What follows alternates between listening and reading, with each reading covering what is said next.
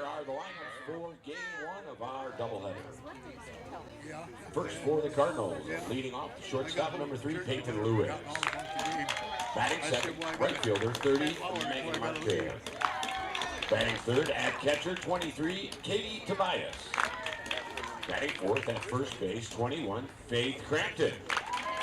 Batting fifth at third base, 28, Maddie Reeder.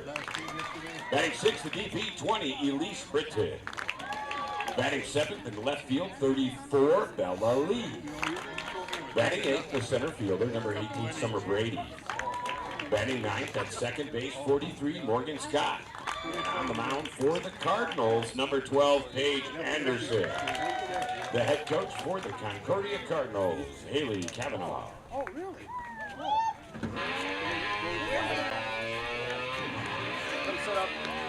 Here is the starting lineup for your Madonna University Crusader. Leading off, the right fielder, number 44, Alyssa Gauthier. Batting second in left field, number 13, Regan Friedbeiner.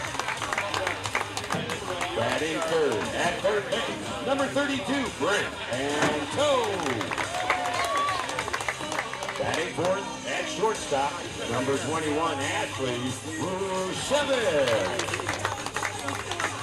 Batting fifth at first base, number 42, Riley Fitzpatrick. Batting sixth at catcher, number 37, Matt Minn. Batting seventh, the DP, number 27, Jessica Dunkel. Batting eighth at second base, number 2, Ella Thomas. Batting ninth in center field, number 10, Nate Pesky.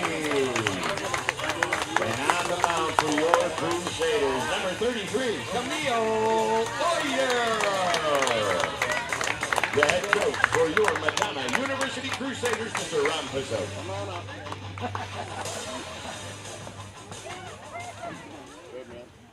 As a Catholic university in the Franciscan tradition, Madonna University believes in putting our value and mission into action and words. At this time, we ask that you please stand and join us in prayer. In the spirit of St. Francis and Mary our Madonna, let us pray. Lord God, we thank you for bringing us together today and ask that you watch over us and guide us. Help the athletes use their talents to the fullest and remain injury-free. Help the coaches teach these young athletes not only about the game, but more importantly, putting into practice our value of respect for all people. Help the game officials do their best to enforce the rules and remain fair at all times. And help the spectators to be considerate of all players, coaches, officials, and each other. Thank you for giving us all this opportunity to put our faith into action today. Amen. Amen. Ladies and gentlemen, we ask that you please remain standing. Gentlemen, please remove your caps. Active duty and veterans may leave their caps on while rendering the military salute as we honor America with the playing of our national anthem.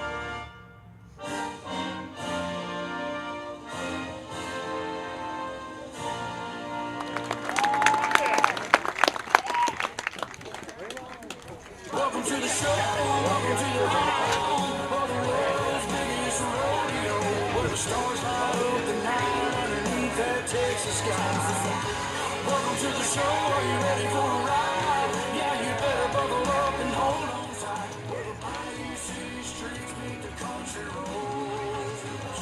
Welcome to the show.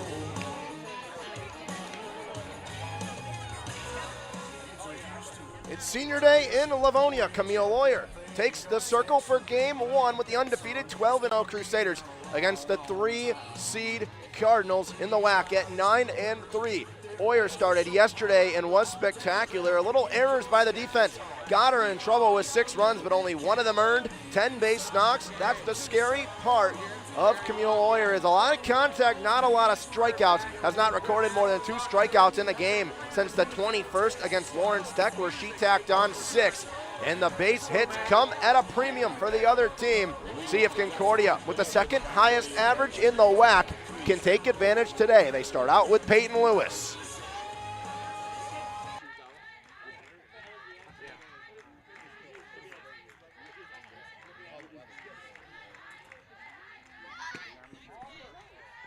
Pitch.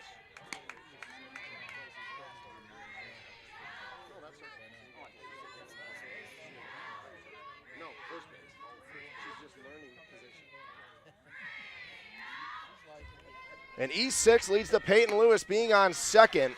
It's Megan Martin up now with an early defensive flunder from the Crusaders that puts a runner in scoring position for the senior from Grand Blanc. Gets under that one, foul into the netting. Now back alive.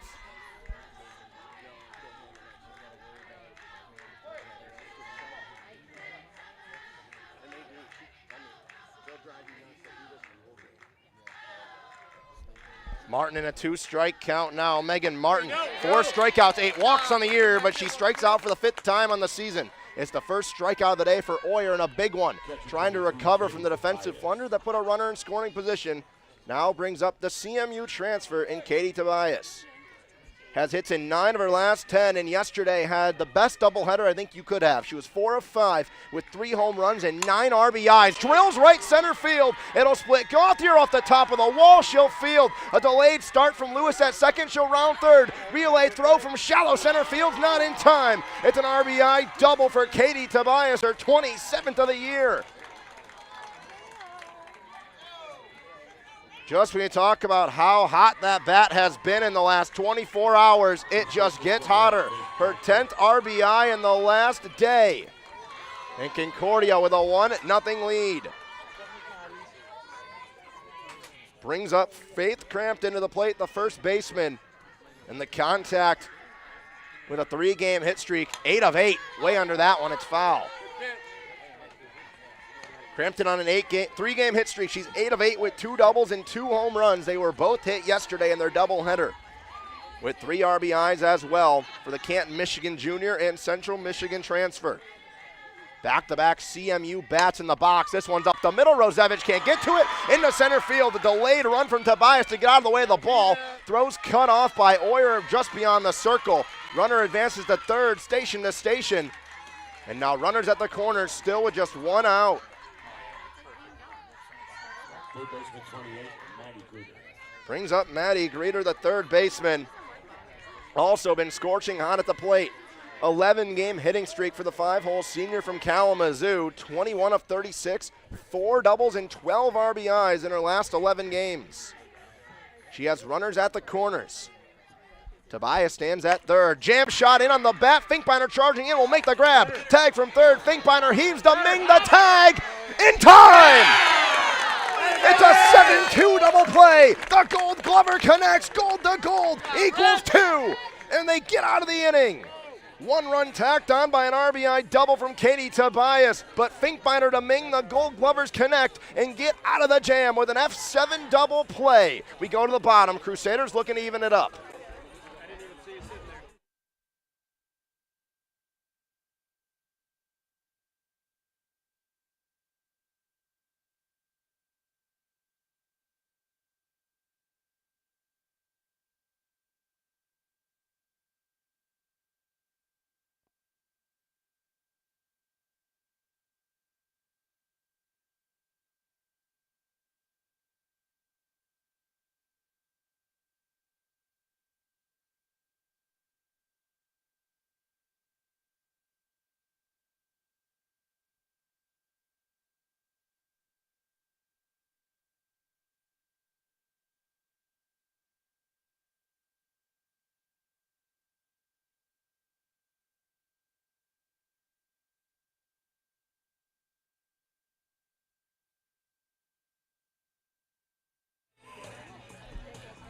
The Cardinals tack on one with Katie Tobias' 10th RBI in the last 1 day and counting.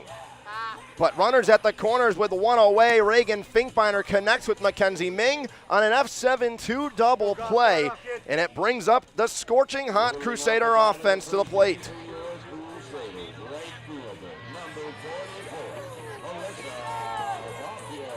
The Crusaders lead the NAIA in in-conference batting average, 424 as a team in WAC play. Alyssa Gauthier will lead them off, trying to get that early run back.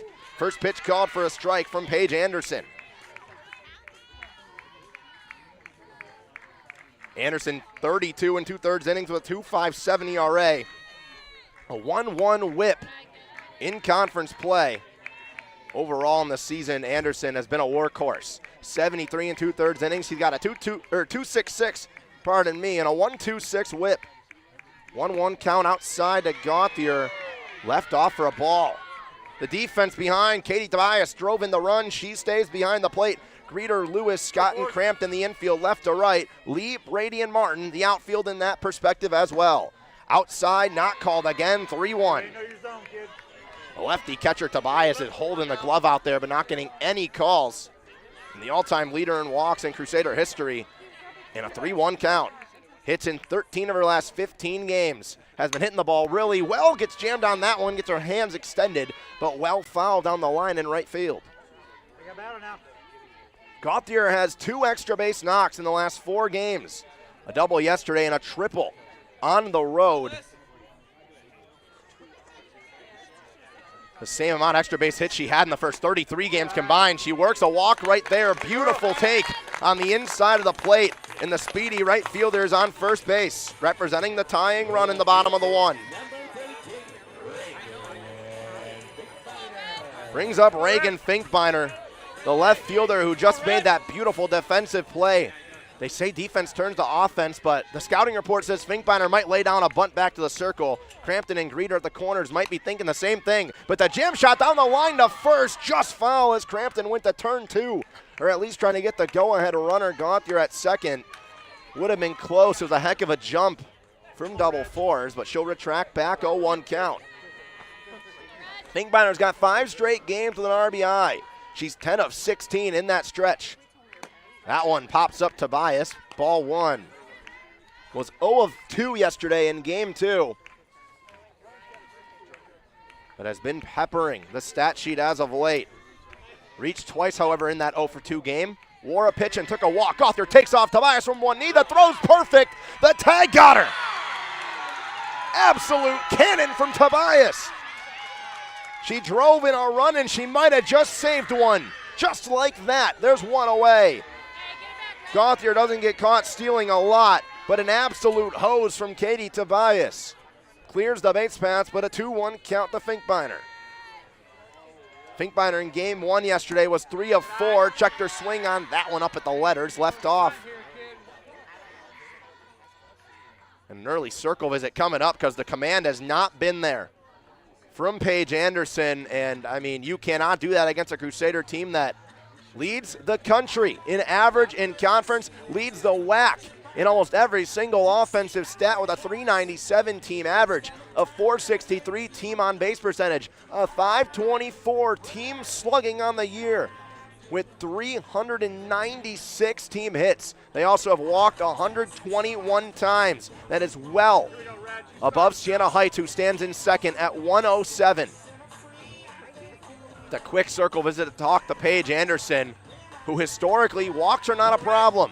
This year, 54 strikeouts to 13 walks coming into the day. But it was a 6-pitch walk to Gauthier where she fell behind and kind of worked herself into a hole.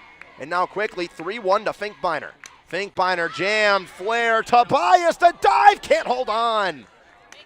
My goodness, if Katie Tobias would have held on to that one, might have been the greatest first inning you've ever seen. Hosed the runner, drove in a wall-scraping RBI double, and that would have been a heck of a play for the left-handed catcher behind the dish, but the count for the second straight batter will run full. Set, fires, Finkbeiner off the edge. Right to Greeter at third, cross time and throw, Gunzer, and there's 2 up, 2 down. Just way in front of it was Finkbeiner. It rode in on the hands, and it brings up Bryn Anto. Bryn Anto's been absolutely phenomenal. But now the base path's empty, and a threatening 1-2-3. That one off the edge of the bat into the pathway will make its way all the way to the bleachers. Down the first base line of the Illich Ballpark here at the Madonna Athletic Complex. An 0-1 count to Anto. On a 5-game hit streak, and in the last 14 games has been hitting the ball better than almost anyone in the country. Takes that one for a strike on the outside as Carter looking. 14 doubles so far and 41 RBIs in her freshman season. Upstairs, check the swing. They will offer down the line. She did not go, able to hold the barrel back. And the freshman from Toledo take a step and settle back in 1-2.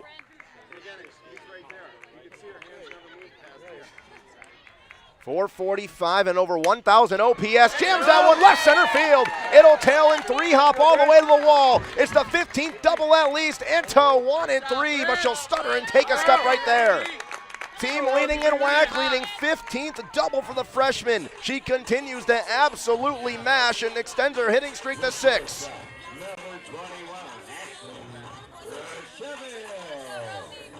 Brings up the cleanup spot, the sophomore, Ashley Rosevich. Enjoying a 4-game hit streak of her own, and the numbers are video game numbers in the last 4 for Rosevich. Takes that one low and outside for a ball. In that 4-game stretch, 8 of 11, a double, a triple, 2 home runs, and 10 RBIs. Hit a home run to dead center field yesterday that was gone off the bat. Hits that one, line drive over to short. It's a one-hopper to Lewis. Deep in the hole at short, she'll gun her by a step. What a play from Lewis, deep in the hole at shortstop. 2-out double is stranded right there in a 6-3 putout. The defense shows out and puts up a 0 for the Cardinals.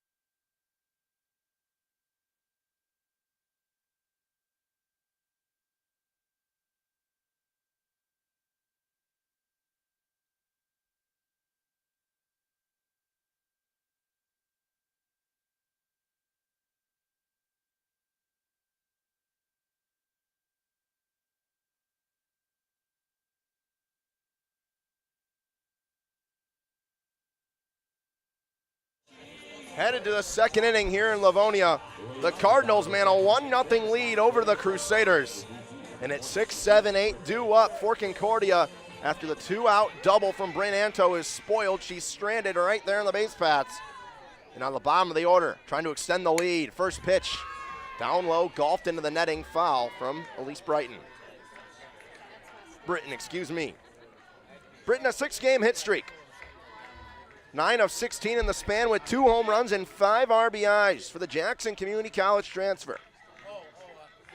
In her 3rd season at Concordia, takes that one low and away for a ball. Britton played at Jackson in 2022, hit .319 with a .791 OPS at the JUCO level. Most impressive number was the 8 walks to 4 strikeouts. Takes that one right down the middle for a strike. Last year, the junior played 41 games, just 69 ABs, however, after having 102 as a sophomore in 2023. Had 3 doubles, hitting .261. Outside, Ming will hold, does not get a call. The count will even up to 2-2.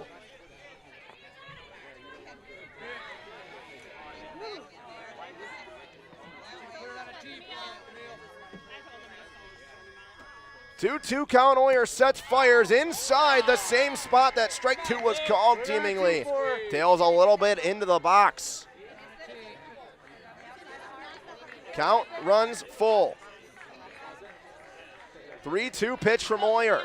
She'll settle in against Britton, trying to avoid a leadoff base runner again. Outside, got her! Second strikeout of the game for Camille Lawyer. This one's backwards, and it brings up Bella Lee with one away. Fielder 34, Bella Lee.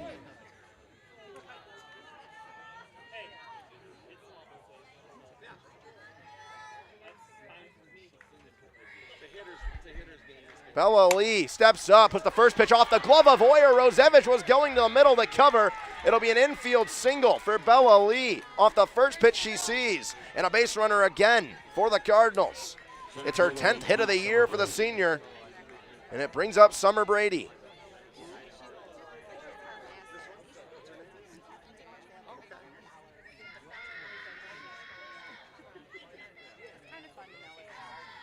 Brady just 25 ABs.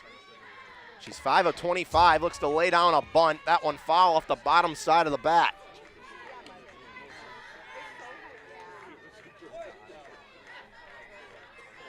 Oh, 1 count now for Oyer trying to get out of it. It's a tough break on Bella Lee's single. If it's up the middle, Rosevich looked like she had a great jump on it. Bunt laid down back to the circle. Oyer comes in, Thomas covers, they get the out. Runner advances to second, 2 away. Goes down to the 1-4 put out on the sac bunt. And it brings up the 9-hole, Morgan Scott. Scott, the senior from Crown Point, Indiana. 15 games this year, hitting .310 with an .816 OPS. Was 0 for 3 in her only game played yesterday against Rochester. It was game 1 of the doubleheader. Outside, she's going to wait and leave off. 9 hits on the year and 5 RBIs. 3 of her 9 hits, have been for extra bags, 2 doubles and 1 long ball. Settles in now 1-0, that one upstairs. She wanted, she loaded, she weighs off. And at the 2-0 count now, with the top of the order, with the 2023 Player of the Year, standing right on deck. Hitters count now to the 9-hole. This one lifted high in the air left field. Finkbeiner back at the track. She'll look at the wall, makes a jumping grab. Oh my goodness, the Gold Glover, part 2, robs a 2-1 shot. Go say thank you to your left fielder, Camille Oyer. My goodness, robs Morgan Scott of her 2nd home run of the year and keeps it a 1-0 game. The Crusader offense needs to answer now. That's momentum if I've ever seen it.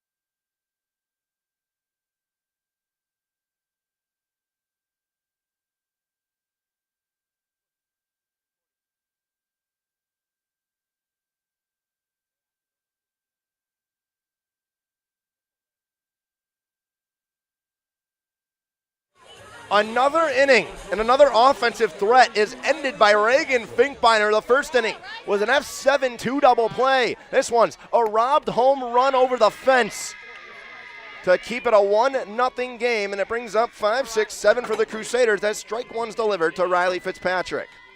It's Fitzpatrick, Ming, and Dunkel due up in the inning. Still trying to get that run back. Fitzpatrick turns down the line, just foul. It went over the glove of the third baseman, Greeter, but goes about a foot foul down the line. She'll have to retract to the box now, 0-2. Fitzpatrick, top 5 in the WAC in hits and RBIs. 32 RBIs on her freshman year, way under that one, jammed on the hands. It leaves, and it'll be 0-2. The Crusader defense has stepped up. The offense got a 2-out double last inning, but did nothing around it. Big help from Tobias behind the dish on a caught stealing on Alyssa Gauthier. That one outside, 1-2 runs the count. All right.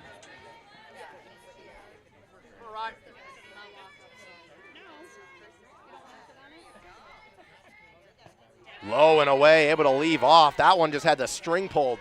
The count goes 2-2. Mackenzie Ming awaits on deck. Jessica Dunkel in the hole. And then 8-9 is Ella Thomas, Faith Peschke.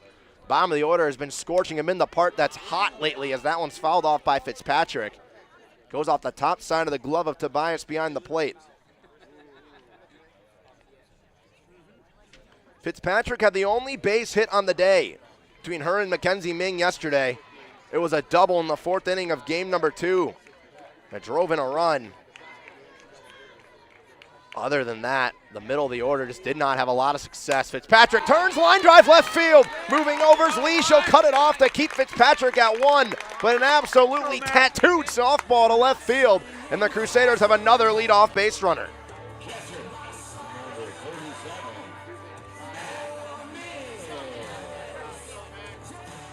Brings up Mackenzie Ming, who yesterday did have an RBI on a sac fly in the 2nd inning of game 2, but was hitless on the day. First pitch outside, taken for a ball. 29 RBIs on the year, 83 in her career. Despite the recent cold stretch, still hitting .323 on the year. Takes ball 2. She's hitting .235 in conference play. She's the only Crusader below .415. It's just been a cold stretch. Hitless her last 3 games. But she's got a 3-0 count. Had to wait and make sure the call was correct. Or at least the call was what I presumed up here. You never know. 3-0 count to Ming. Has worked 17 walks on the year. Takes that one down Broadway for a strike on an auto take 3-0. Gotta be pretty. 3rd in the WAC in walks also. Top 3 in strikeouts. So it's a big hit or miss, but also a really good eye from 3-7. And sometimes when you're not hitting the ball extremely well, your eye wakes up. She swings at that one, ground ball to short. Lewis underhands to Scott. Ming will beat it out for the fielder's choice. 1 away. Brings up Jessica Dunkel. So the 6-4 putout retires Fitzpatrick. Mackenzie Ming will reach first on a fielder's choice. And Dunkel will step up to the plate with her 6-game hitting streak. Takes that one down the first base line. Crampton will tag the bag. Can't get Ming on the go-ahead. So the runner advances to second. But Dunkel's retired via 3 unassisted. Ella Thomas now steps up to the plate. 5-game hitting streak for the second baseman. She's 9 of 15 and has 3 games in that stretch with multi-hits. 35 RBIs on her sophomore season. That one outside called for a strike. It's definitely going to help going to the outside with a lefty batter when you have a lefty catcher. Probably going to get a little more generous from the home plate umpire. The 0-1, Thomas upstairs in, now the glove of Tobias. So on the pass ball, Mackenzie Ming will advance to third, and now a base knock will for sure drive in the run. There's no doubt about it now. Ella Thomas just needs to do what she's done best. Put the ball in play.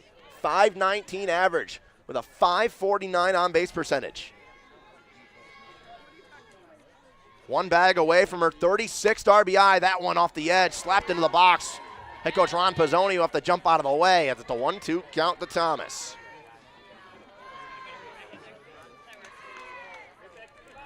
Thomas, the WAC leader in hits with 55. The Crusaders pepper the leaderboards in almost every single WAC stat. Trying to tie this game up. 1-2 to Thomas outside. Good play by Tobias to slide over. Scoop that one out of the turf. Keep it in front. Make sure Ming doesn't make a break for the plate, and you give him a freebie to tie the game up. Reeder playing in down the third base line. Crampton hugging the line down the first base line. Middle's wide open. Thomas lifts left center field. Tailing Lee makes the grab.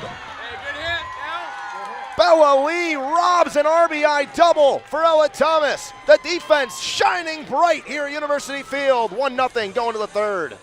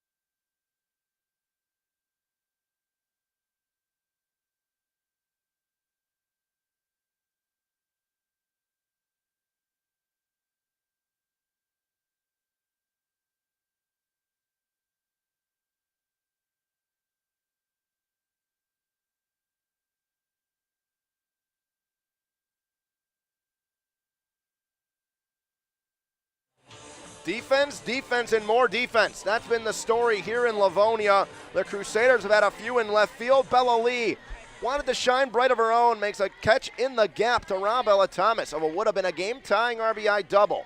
In the top of the order, starts off the third for the Cardinals. First pitch inside for a ball to Peyton Lewis. Lewis reached on an error by the shortstop, Ashley Rosevich, her first time up. She was driven in by Katie Tobias on an RBI double, who stands in the hole. Lewis turned on it. That one's going to go all the way into the bullpen foul, but absolutely smoked from Peyton Lewis.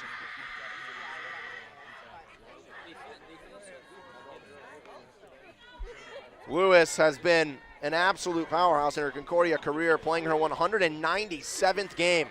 247 hits as a Cardinal, a career .374 hitter. That one skips to the plate, Ming able to snag, but doesn't matter. No one's on base, 2-1.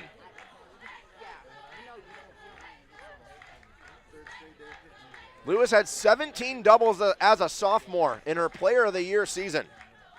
Slugged .581 that year, but this one watches 3 nowhere near the plate. There's a hefty hitter's count again. Same story as her first AB. Camille Oyer just kind of looked a little off. Lewis off the edge of the bat, the count will run full. Hitting 6 for 15 with 2 walks in her last 5 games. Hitting .317 in conference, .344 overall. Outside, she'll take a walk and reach base for the second time, and a leadoff base runner again. Rare walk for Camille Oyer, where the story usually lies. Very reliant on the defense, and now brings up Megan Martin. One of the 2 strikeout victims today for Camille Oyer. Martin is 6 of 15 as well in her last 5 games. Looks to lay down a bunt, pulls back. Ming thought about the snatchback throw. She'll hold away.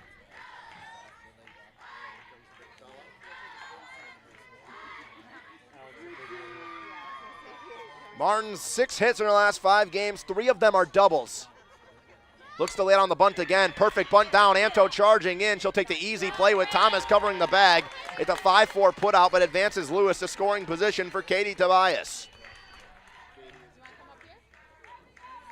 Tobias already with that RBI double into the right center field.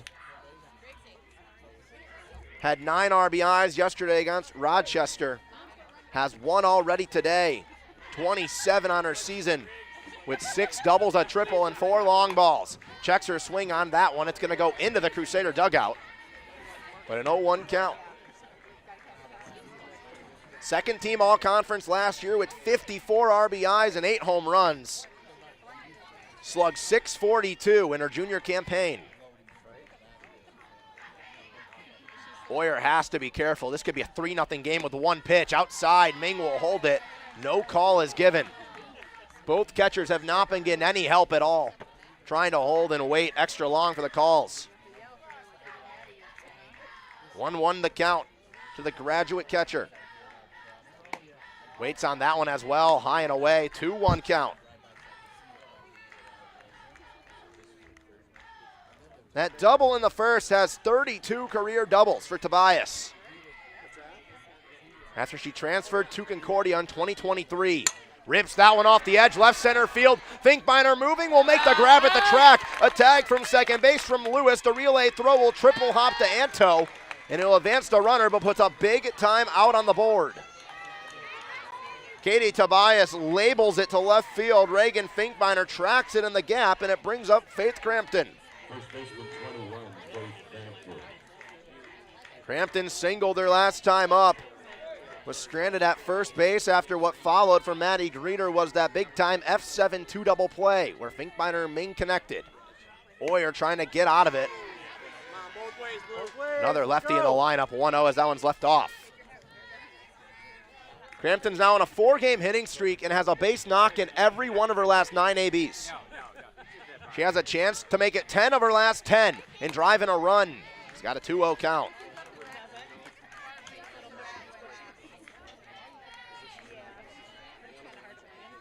Three RBIs as well her last 3 games. They all came yesterday in their doubleheader. She has number 4 in the last 4 and number 22 on the year at third. but she's also got a 3-0 count and hasn't seen anything close. Didn't play as a freshman at Central Michigan, but last year's a sophomore for Concordia, 355 and a 911 OPS. Has 46 career RBIs in just 2 years as a Cardinal. Outside, called for a strike, just got the outside of the black. 3-1. Her OPS this year is an absolutely ridiculous 1298 with 5 home runs and 10 doubles. Slugging .738. Leaves that one low and away. Checked her swing. She'll take the trot over with just her 4th walk of the year and runners at the corners. The same situation that Maddie Greeter inherited last time when she hit into that double play. But this time, there's 2 away. Ron Pizzoni will give the signs. Wouldn't expect Crampton to take off. She's only stolen 3 bags the last 2 years. But you never know with 2 away. I don't think Ming would want to throw down and risk Lewis coming home from 3rd. But Oyer sets and fires. It looked like an auto take. Called for a ball from Maddie Greeter. Greeter's 11-game hitting streak. She's 21 of 37 and 12 RBIs in the span. She has 20 RBIs on the year and 97 in her Cardinal career. She's got a 2-0 count as well. A career .564 slugger in 159 games with a .940 OPS. 36 doubles and 19 career home runs for the righty. A lot of pop in the bat, but she won't have to use it if it's just going to be 4 free passes. Right now, she's got 3 of them. 3-0 count with runners at the corners. Elise Britton stands on deck. Imagine Oyer might just concede and give her the walk, but she'll fight back with an auto take on the 3-0. Wouldn't be the worst thing you could do. Try to pick your poison with Elise Brighton. But at this rate, everything seems to be going right for Concordia. 3-1 count now to Greeter off the edge of the bat, right field line. Tailing foul into the corner. It will land, and the count runs full. So a payoff pitch coming up, and a big one for Camille Oyer, trying to limit the damage as she usually does. Just 3 base hits so far, but the 2 walks stand at the corners with Lewis at 3rd, Crampton at 1st, and a payoff pitch to Maddie Greeter, a scorching hot right-handed bat. This one's drilled way under and way in front. Finkbeiner moving over, but that one will tail all the way into the bullpen, and everyone will retract back to their position. We'll do it all over again.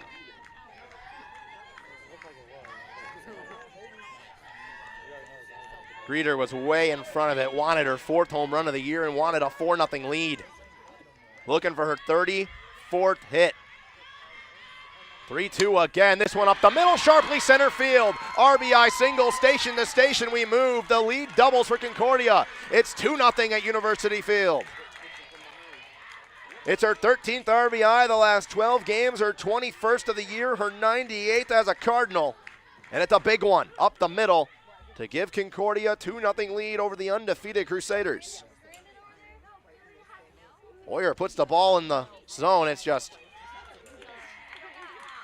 can you hit it? Well, today the Cardinals are in a pinch runner with Brooklyn Cox to run at 2nd for Faith Crampton. And a circle visit early on to try to calm Oyer down before she set to face Elise Brighton, who right now is one of the 2 strikeout victims, but every single person in this lineup just seems to be hitting.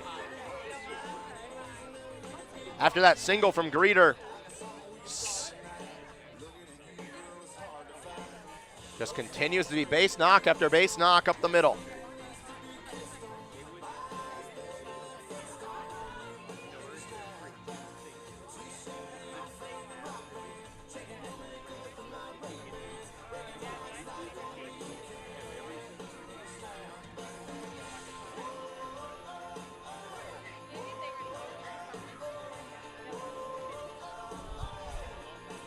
Here we go, Camille.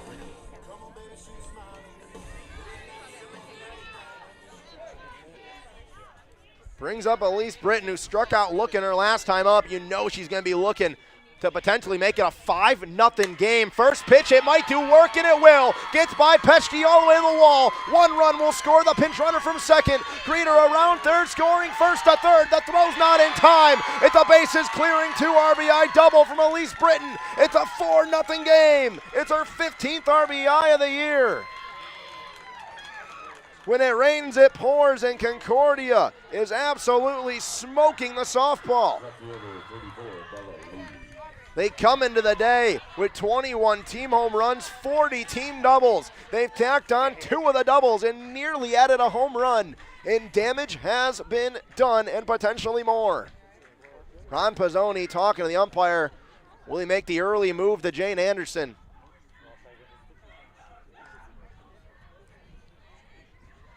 The Cardinals have come into Livonia on senior day and are just looking to play spoiler. Courtney Ludisher will come into the game into the circle for Camille Oyer and try to play damage control. 2 away. They just need something to go their way because right now it's all Cardinals all day.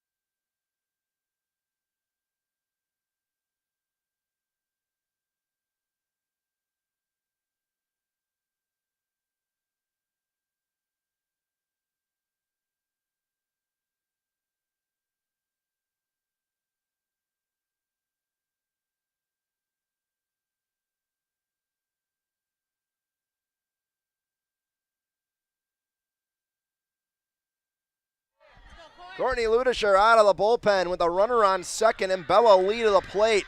4-0 lead for the Cardinals in the top of the third. Ludisher's first pitch is high and away. The walks have been a problem, 18 of them in 23 innings for Ludisher. Has tacked on 15 strikeouts, a 4.2 ERA, and a 1.67 whip on the year. The sophomore throws fast, but also has a tendency to be a bit wild, as you've seen here with a 2-0 count to Bella Lee. Singled and was stranded at second her last time up. Nearly was scored on a 2-run blast from Morgan Scott. Summer Brady awaits on deck. This one on the outside of the plate. Ludisher gets the call. Lee 6 RBIs on the year. Had 9 last season, 17 as a freshman in 2022. Big rip at that one. Swing and a miss. 2-strike count now for Ludisher. One of the biggest at-bats of the game. We're in the top of the third. A base hit here could potentially make it 5-0, and the Crusaders haven't played from behind a lot at home this year, if at all. This one off the edge of the bat will fly and maybe won't even leave the infield. Thomas will make the play. 3 runs come across, 1 more stranded at second. The Cardinals have the Crusaders against the wall. It's a 4-0 lead.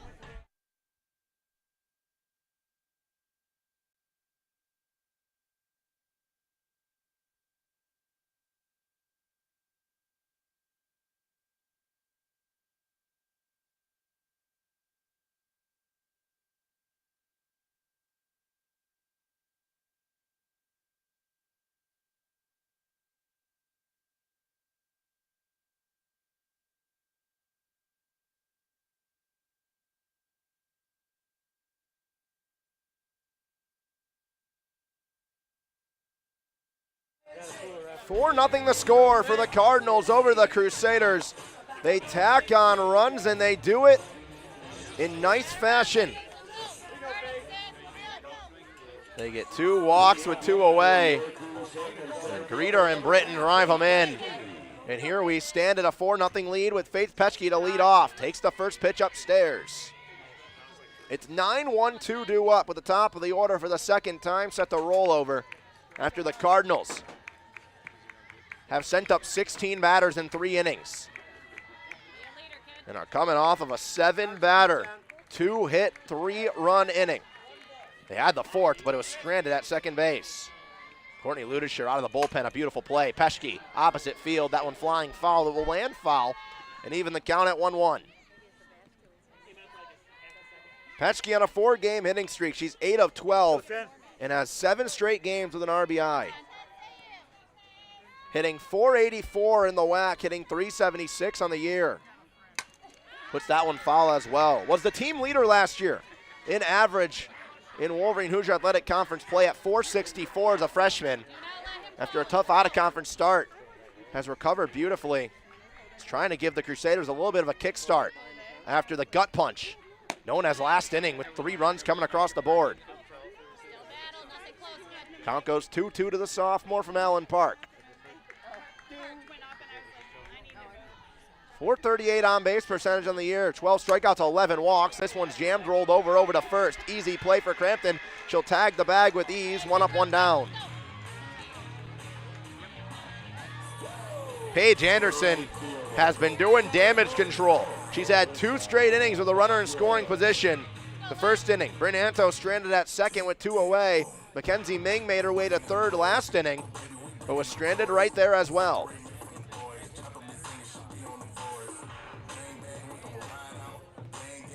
And a conversation coming up, is that the night for Paige Anderson? Despite only giving up 2 hits and walking nobody.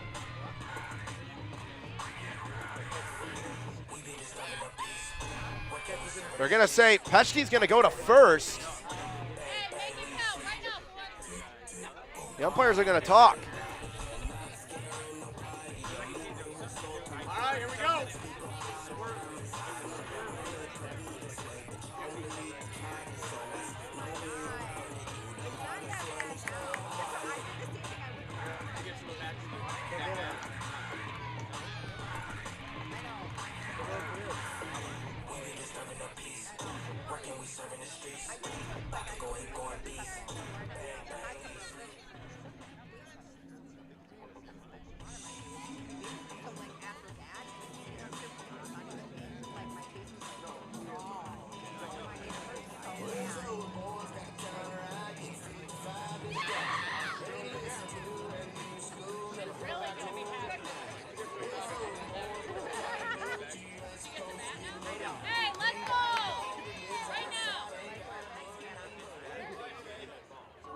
We're awaiting our home plate umpire to give us the count, but here's the situation. Faith Petschke gets another at-bat. There was a pinch runner, so it's a 0-0 count to Petschke. That at-bat never happened. They forgot to re-enter Faith Crampton the first base when she was pinch ran for. So now a 1-0 count to Petschke. Absolutely wild. Crampton was pinch ran for. She returns to first base defensively and made the put out on the 3 unassisted. But now it'll be a 1-0 to Petschke. This one's rolled over to second. Scott will make the play, and the second out of the inning puts the first out on the board.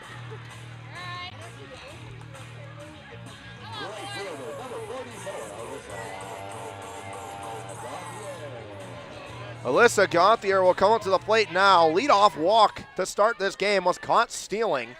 Was part of the beautiful defensive plays from both teams in the first 2 innings. Takes ball 1 outside.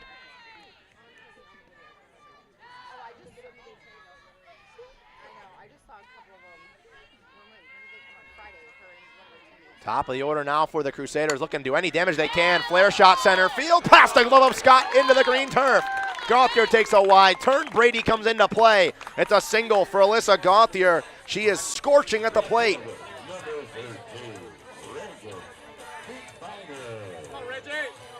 Gauthier reached first her last time up. Was caught stealing, trying to get the second. Now brings up Reagan Finkbeiner, who grounded out the third to follow. Crusaders trying to put anything back on the board they can and get back in this game. Outside. 1-0 count as the Cardinals trying to play spoiler on senior day. Finkbeiner 10 of 17 the last 5 games with the 0 for 1 today. Looks to lay down a bunt, pulls back. No call at all, so ball 2. Hitters count now, kid. Hitters count to Finkbeiner, who has 5 straight games with an RBI, 45 hits on the year.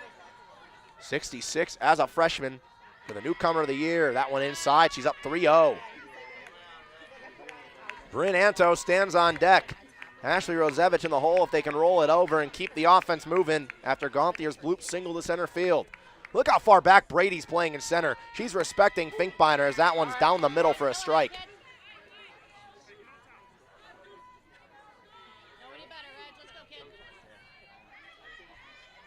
Corner of the infield's playing in when Finkbeiner showed bunt on the 1-0, but I don't imagine she'd do that in the 3-1. She drills it left center field. Brady moving over. She'll make the play. Gauthier was already at second. She'll go all the way back to first, and there's 2 away. Way under it, I guess, was Finkbeiner. Looked like she got a really good piece, but it just hung in the sky. Gave a chance for Summer Brady to make the play. Brings up Bryn Anto. 6-game hitting streak with 7 doubles in her last 15 games. Had a double earlier, puts that one off the edge of the bat. Shallow left field, that drops and spins to the corner. Gauthier took a wide turn, but a good play from Lee to keep it from going into foul territory. And it's a 2-out single. Station to station we move. Rosevich to the plate. Shortstop, 21,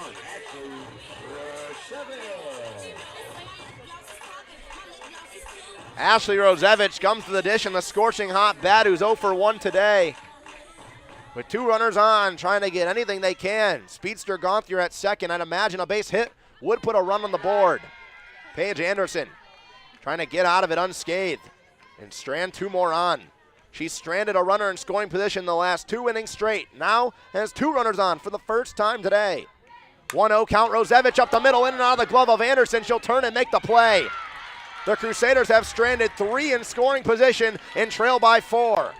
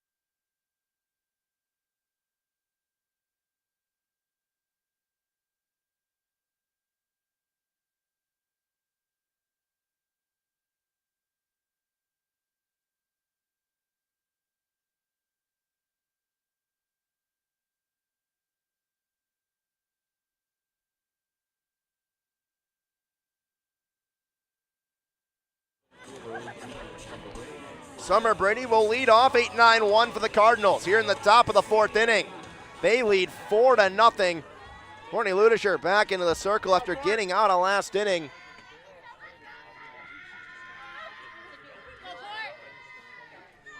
And now trying to put up a 0 for the Crusaders. Would just be the 2nd time today through 3 innings. Ball 1's delivered high and away. There was a 3 spot in the top of the 3rd, and the Crusaders for 3 consecutive innings have stranded a runner in scoring position. Rosevich grounds back out to the circle and strands 2 on base and a 2-0 count to Summer Brady.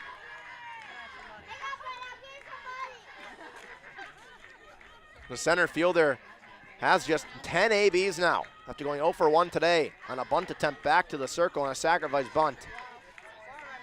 In conference play, but as a 3-0 count, hasn't had to think about swinging. 4 walks in conference this year for the junior. She hasn't had to even think about swinging, and she won't do it here. She'll have an auto take on the 3-0. Ludischer hasn't located or been close so far this at-bat. 3-0 count. Ludischer high, got the strike call, top of the zone.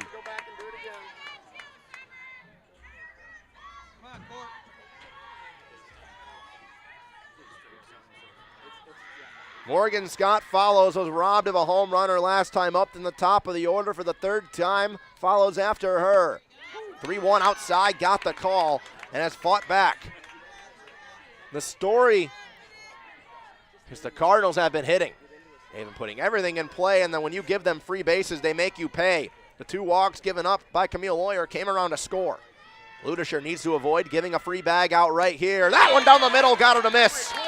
3-0 turns to a 3-pitch straight strikeout to lead off the inning for Courtney Ludisher. Second baseman 43, Morgan Scott. Brings up Morgan Scott, who missed a home run by maybe 1 stitch, probably hit 87 stitches of the softball. Reagan Finkbeiner robbed it at the top of the fence in left field. It was to end the second inning.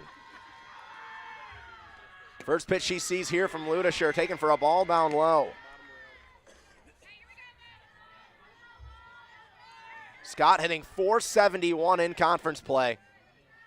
3 extra base knocks and a .765 slugging in just 6 games played in the WAC. Big swing at that one. Wanted a 5-0 lead, but instead has a 1-1 count as a wave and a miss on the lower half. Peyton Lewis in the top of the order stands on deck.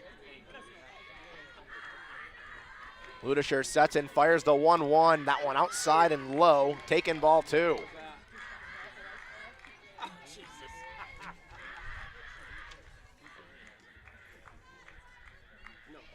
Scott now over last 4 after going 0 of 3 yesterday in her only game played. Nearly had a loud base hitter first time up. Checked her swing outside. Ming offers down the line at first. Did not go. The call goes the way of Morgan Scott, the second baseman. And the senior trying to get a base runner on again. It will be the 4th straight inning where traffic has been on the base paths. Big swing and a miss. He runs the count full at 3-2. And a chance for Ludisher to try to put 2 up, 2 down for the first time in an inning today for the Crusader pitching staff. It was a leadoff runner in the first and the third that both came around to score. It was a 1-out single by Bella Lee in the second. And the only 0 put up. That one low and inside. Dug out of the turf and fouled off by Scott.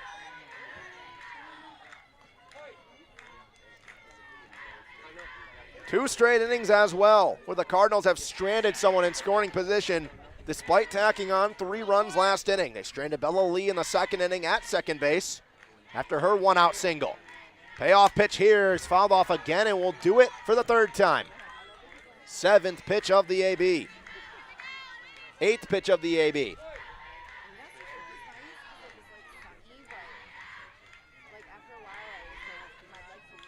Ludisher just struck out Brady, looking for her 2nd straight.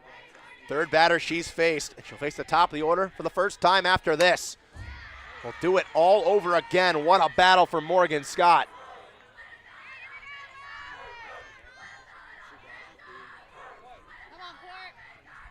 Ninth pitch of the AB coming up. Morgan Scott not making it easy.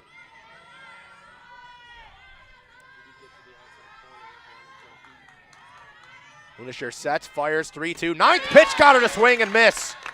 It's a 9-pitch strikeout. Ming dropped and checks the first. She got her, and there's 2 away. 9-pitch strikeout for the 2nd strikeout of the day for Courtney Ludisher in 3 batters. And it brings up Peyton Lewis. Has reached twice today, but 0 for 1. Walked to lead off the 3rd inning, came around to score. Reached on an error in the 1st inning, came around to score. Got a 1-0 count.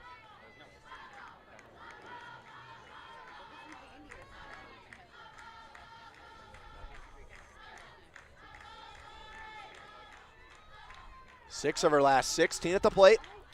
Still in that 5-game hitting streak, but hasn't really even had to think about swinging the bat in her last couple ABs. It was a 5-pitch walker last time up. She watches the strike on the lower half.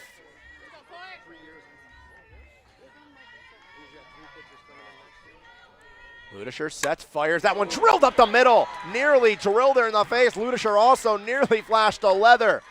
Misses both by a matter of an inch, and it's a single up the middle for Lewis. Extends her hitting streak to 6, and the 4th straight inning with traffic for the Cardinals. I'd imagine this might be a double. Lewis has 60 swipe bags in her Cardinal career. Singles turn to doubles when you have speed. Let's see if they want to test the arm of Mackenzie Ming.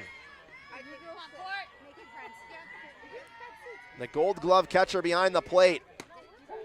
Strike 1's delivered to Megan Martin. It would be the 4th straight inning that the Cardinals had a runner in scoring position. It would also be the 3rd time they've stranded her in scoring position. If Ludisher can get out of it with Megan Martin, who's 0 for 2. Martin, big swing on the outside. Ming, snatch back to first. They did not. It looked like they did at first. It looked close. I don't know what our field umpire was doing with the signal. He put his left arm out like he was calling out and then signaled safe, but nonetheless, 0-2 count to Martin. Ming nearly had the 3rd big defensive play in the first, not from Reagan Finkbeiner. That one fouled off. 4th pitch of the AB will come up.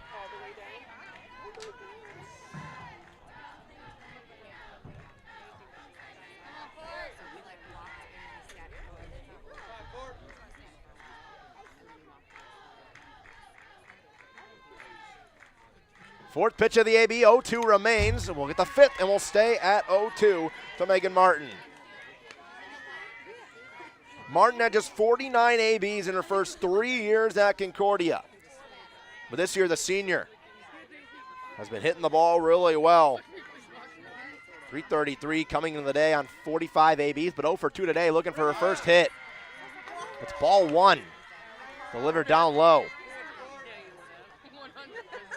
Standing on deck, the catcher, Katie Tobias, and that is not who you want to face right now with potentially 2 on and a 4-0 hole already. Ludisher, a big at back to get out of it. Martin rolls over to Anto. High hop, Anto will collect, cross diamond throw, Gunzer. Cardinals strand a runner on first with a Peyton Lewis 2-out single up the middle. 2 strikeouts and a ground out. We go bottom 4, down 4 for the hometown Crusaders.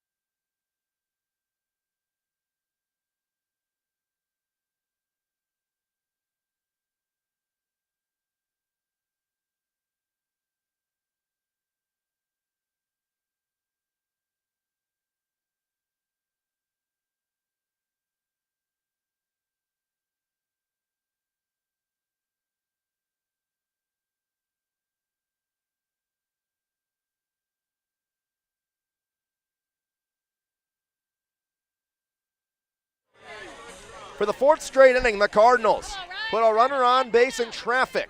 But Ludisher gets out of the 2-out single and now rolls over to Riley Fitzpatrick.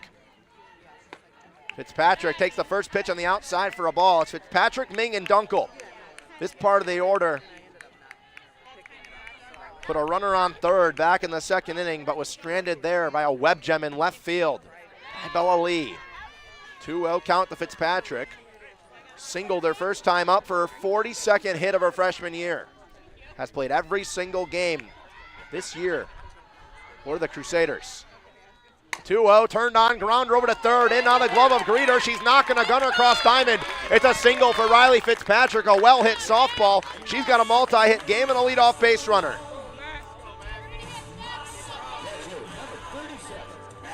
Hard play for Greeter to make on the high hop. Had the jump and try to make the play.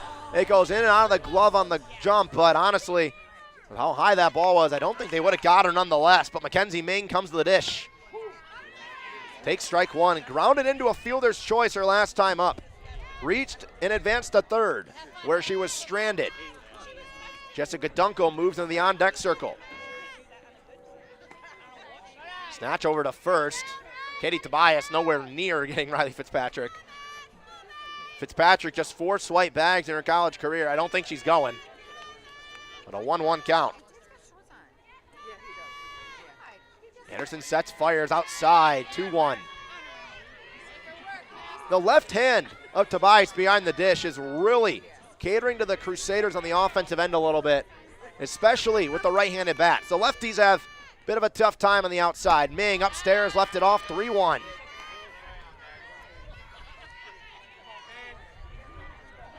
Crusaders have been hitting the ball well. They have 5 base knocks now after Fitzpatrick's single. But 6, 7, 8, 9 that's due up now is 0 for 4. Ming watches. She'll take the trot to first. They remain 0 for 4, but now have 2 ducks on the pond for Jessica Dunkel. The DP, number 27, Jessica Dunkel. This is something you don't see the Crusaders do a lot if it's not Reagan Finkbeiner and not the sacrifice bunt. Dunkel grounded out to first her last time up. We'll wonder if she'll get the sign. Upstairs, takes it automatically, excuse me. The reason that you don't think about it with Dunkel, the DP, is 9 of her last 21. I don't know if you can sacrifice that bat.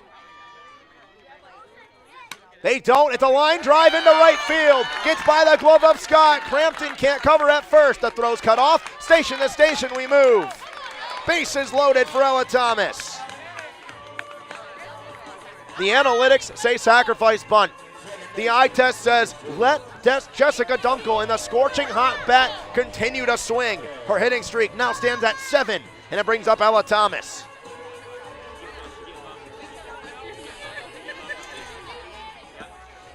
Thomas flew out to left field in the gap her last time up with a runner on third. Now as the bases loaded, no outs. Takes the first pitch upstairs. The Crusaders have had big innings left and right when they're trailing. They need one here. Thomas, 35 RBIs on the year. Hits the ball extremely well, puts that one foul off the barrel into the pathway. Thomas hitting .519 on the year coming to the day.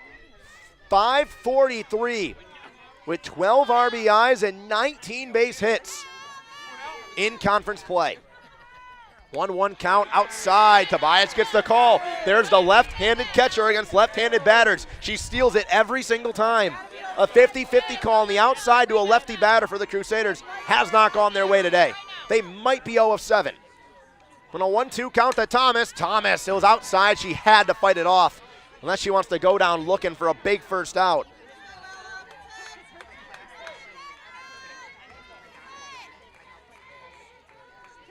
Thomas is strictly contact. 3 doubles and 3 triples all year. She fights off another one low and away. Her last extra base knock was a double in a game versus Lawrence Tech. It's her only Wolverine Hoosier Athletic Conference extra base hit. But hitting .543 in the whack and the leader in average. Looking for her first hit today to make her hit streak 6. This one inside, got her. Low and inside, big strikeout for Paige Anderson. Roll it over to Faith Peschke. It's the first strikeout of the day for Anderson, and it's of the backwards caliber. Faith Peschke, 7 straight games with an RBI. Base hit here could potentially make it, or will make it 8. That one jammed past the glove at the circle. Play at the plate. Did she hold? Did she hold? No! Tobias's foot came off the bag. Or did it? Because now the umpires are going to talk. For the moment, it's an RBI for Faith Peschke. And it's a 4-1 game, but it could be 2 away. Ron Pizzoni has also made his way to the base path. Think they're going to call her safe.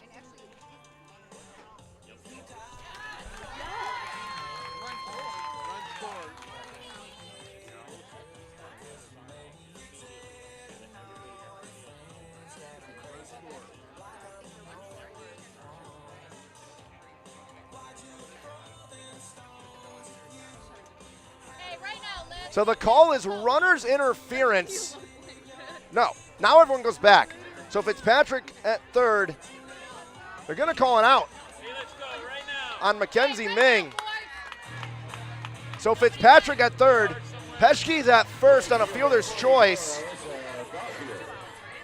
And now Alyssa Gauthier comes up with 2 away. Somehow. An interesting call right there. First pitch outside for a ball. So Peschke's on first. Dunkel's on second. Ming on a runner's interference. And it returns Fitzpatrick to third. Gauthier says nope. RBI right field. Gauthier cuts in with a 2 RBI single. Ball don't lie. It's a 4-2 game. Alyssa Gauthier leaves no doubt about that one. RBI single, 2 of them It's a 4-2 game with a tying run on the base paths. Peschke goes to third in one of the wildest sequences you've seen. Fitzpatrick scores, Dunkel scores, Gauthier's on first, and I expect she's going to be on second. Reagan Finkbeiner at the plate now. First pitch called for a strike. Gauthier was gunned back in the first. That's a gutsy piece of hitting opposite field for Alyssa Gauthier. Big time runs for the Crusaders. Finkbeiner trying to extend. 0-1. Gauthier fakes the takeoff. She's caught in between the throwdown. Gauthier's safe. Peschke will wait. Did not want to take off. So Gauthier on one of the slowest yet wildest stolen bags of her career. Has her 107th career stolen bag, and now a base hit away from Finkbeiner from tying it up potentially. 0-2, Finkbeiner fouls it off and fights it away.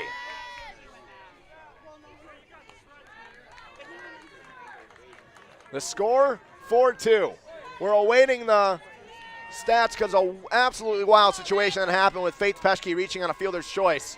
But she stands at third. Gauthier at second. 0-2 remains the Finkbeiner. Lifted in the infield. That'll end the inning.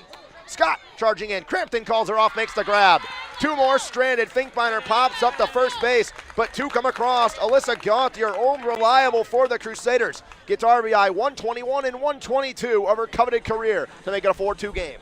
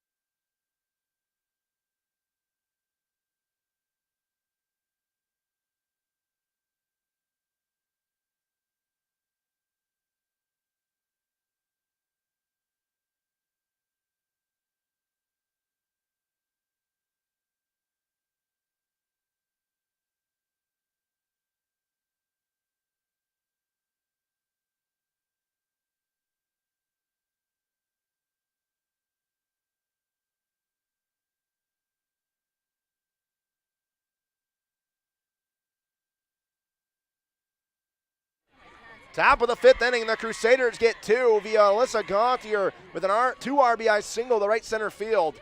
And now the middle of the order to try to answer for the Cardinals. Ball one delivered to Katie Tobias. RBI double in the first, opened the floodgates for the Cardinals. Line drive out to left fielder last time up.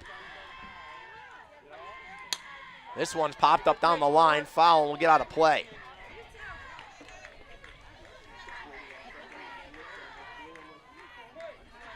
Tobias is now 5 of her last 7 with 3 home runs, 10 RBIs, and a double after her monstrous day yesterday. Playing the leadoff spot as 3-4-5 faces Ludischer for the first time tonight. 1-1, 2-1 as that one skips in the right-hand box. 2-out single from Peyton Lewis last inning. Was stranded by Ludischer. It's the only base runner she's led up after she inherited a runner at second. Back in the third. 2-1 count here to Tobias. She sets, fires, down low, ball 3. So the official ruling last inning on the bases loaded ground ball from Faith Peschke is Mackenzie Ming was ruled out due to runner's interference, which retracted Fitzpatrick back to third. But Gauthier tacks on 2 and a ball to the line moment seemingly. And at least gets the Crusaders on the board. 3-1, check swing down low. They offer, she went. One of those moments that I want to make the call from up here because she definitely went, but I had to wait because you never know. But 3-2 count to Katie Tobias. Trying to get her second base knock of the day and get a leadoff base runner. She'll jam it off and fight and stay alive. Leadoff base runner in the first, leadoff base runner in the third. We're here in the fifth. Traffic every single inning with 6 hits and 4 runs for the Cardinals. Crusaders out hitting, but the run category favors the Cardinals at the moment. Here on senior day. Payoff pitch from the sophomore Ludischer. To the lefty. Inside, got her. Katie Tobias turns to the dugout, will go down looking for the third strikeout of the game for Ludischer. It's a big one.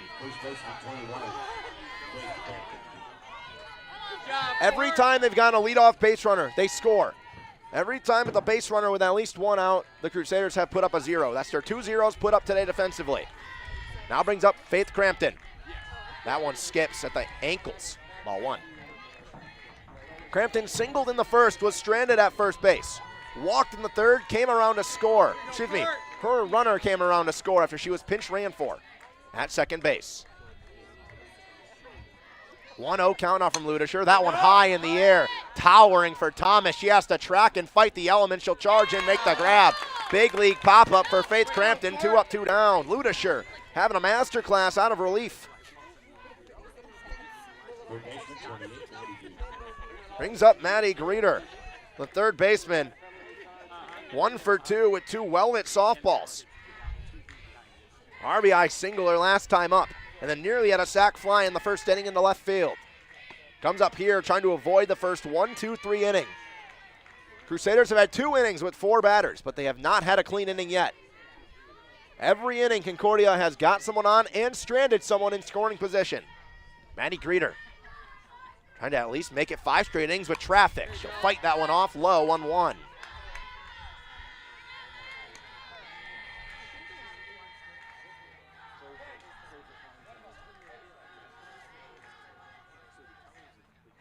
Ludischer came in a big spot. The Crusaders tack on it too. She wants to get the scorching hot offense right back out there. See if they can get more traffic, more runs, and potentially tie it up. This one drilled Ludischer! Oh my goodness! Gold glove at the circle. Pitchers are indeed athletes too. 1-2-3 from Ludischer. The offense back on the other half.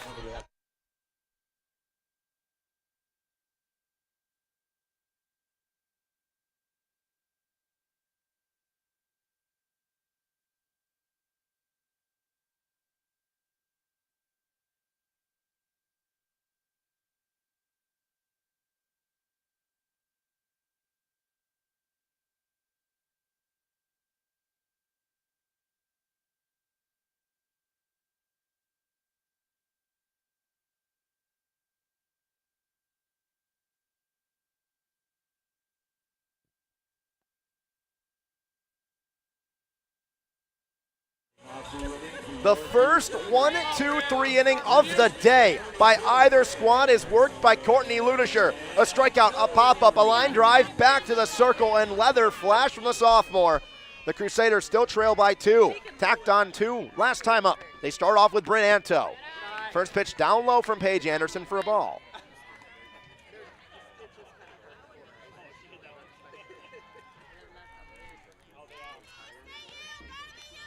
Anderson so far has given up 7 hits, but has played damage control well. She has stranded runners on all over the place, but the Crusaders got some runs across the board. Last inning from Gauthier. Anto opposite field, into left field. Lee will take it and keep Anto at 1. Really good fielding from Lee moving over to the line, but Anto, her 3rd hit of the day for the WAC leader in hits as a freshman.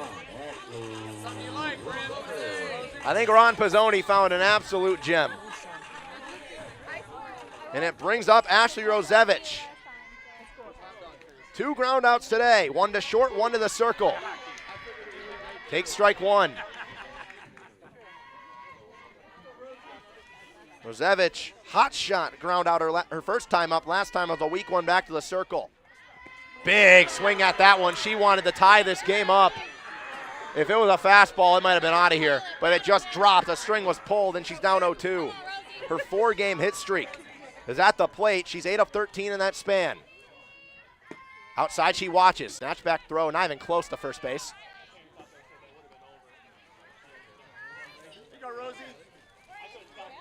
39 RBIs with a 1325 OPS and a 1483 in WAC play. Gets that one jammed up the middle. Lewis moving over. She'll tag the bag, extend the leg, and just beat out Anto. So a fielder's choice. 6 unassisted. Anto's retired. Run out, 1 out. Rosevich is on first.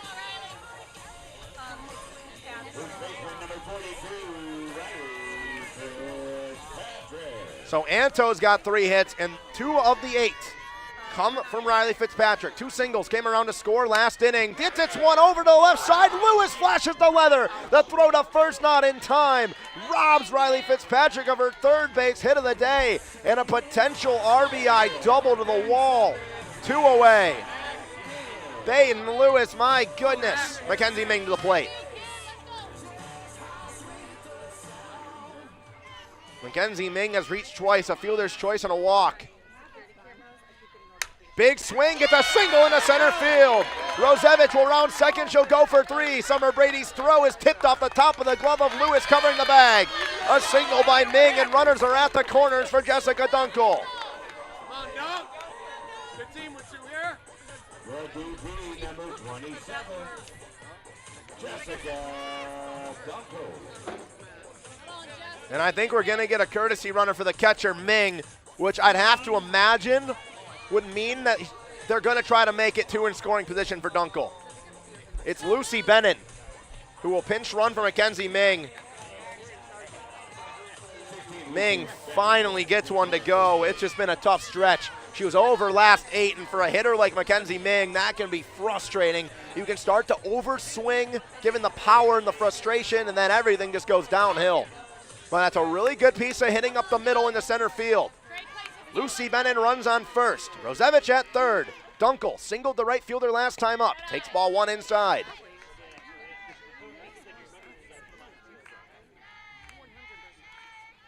Dunkel's 7-game hitting streak.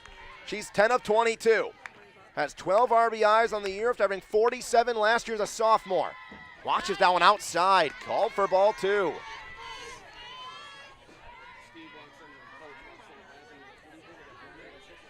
Dunkel, 83 RBIs in her Crusader career. Has a chance to get a big one right here for 84th. A hit. Watches that one with the letters for ball 3. Now I'd imagine it's an auto take.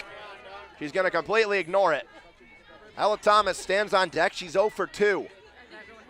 Paige Anderson has done excellent damage control, trying to do it again. 3-0 pitch, auto take down low. It's a 4-pitch walk for Dunkel. Bases are juiced. Ella Thomas, who lined out to left field their first time up on a snow cone grab from Lee in the gap, struck out looking her last time up with the bases loaded. The second straight at bat, she has the bases loaded.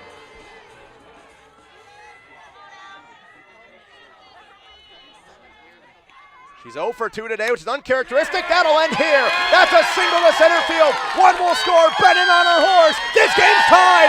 Gets away. Tobias scrambling. 3 RBIs. Thomas delivers. Ella Thomas, 38 RBIs on the season. 5-4 lead. Crusaders lead for the first time tonight. Summer Brady's throw airmails and gets by Tobias. Jessica Dunkel goes first to home. Thomas, an RBI single, gets to second on the E8. Dunkel scores on the E8. It's a 5-4 game. 5 unanswered runs from this Crusader offense. It's crazy what a 1-2-3 inning can do to an offense's confidence.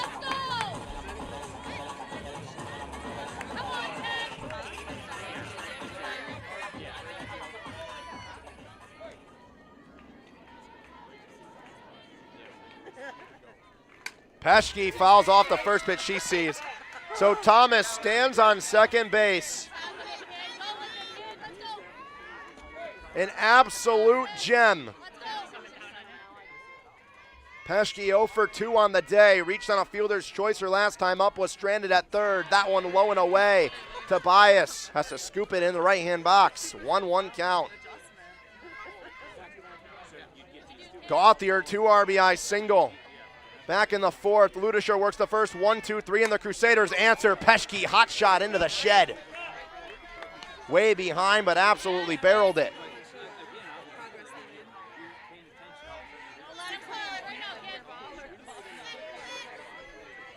Faith Peschke with 7 straight games with an RBI, trying to make it 12 in her last 8, but she's got a 3-1 count as Anderson looked a little sporadic here in this AB. Top of the order up next, Alyssa Gauthier. Anderson has been sporadic. I'd expect an auto take. Peschke will instead swing and pop it up in the shallow left field. Foul territory. Lewis will make the play. But Ella Thomas, 3 RBIs on her single. Bases clearing from the error in center field. 4-0, 5 unanswered. The Crusaders have a lead for the first time today. They lead by 1 going to the 6th against the Cardinals.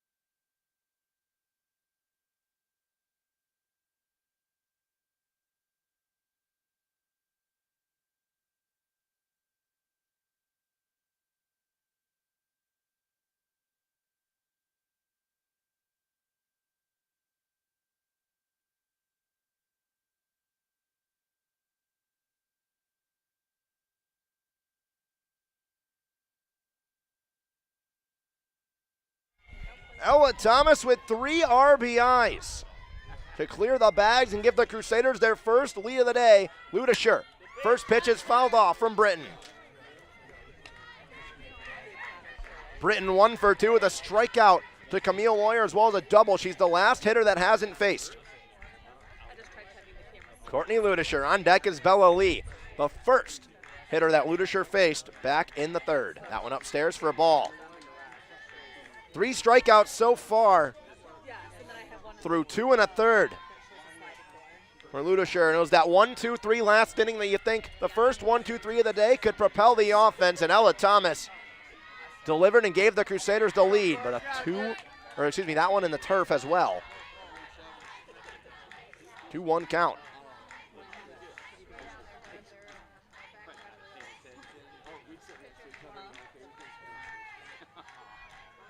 Ludisher trying to fight back.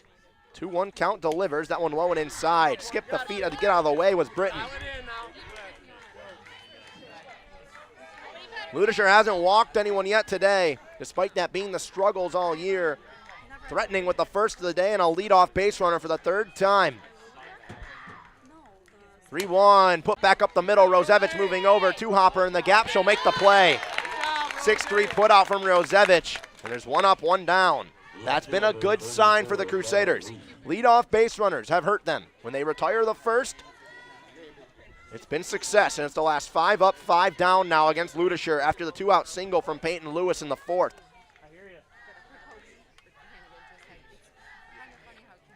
Bella Lee up to the plate as the Cardinals trail for the first time, trying to react as Lee flies that one foul.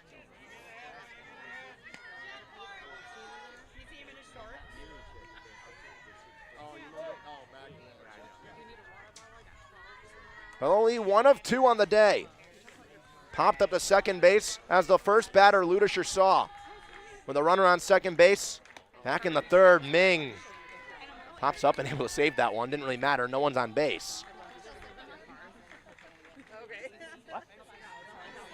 10 hits on the year for Bella Lee after 23 as a junior, 33 back in 2022 as a freshman, where she had 33 hits and 11 extra base hits. That one outside.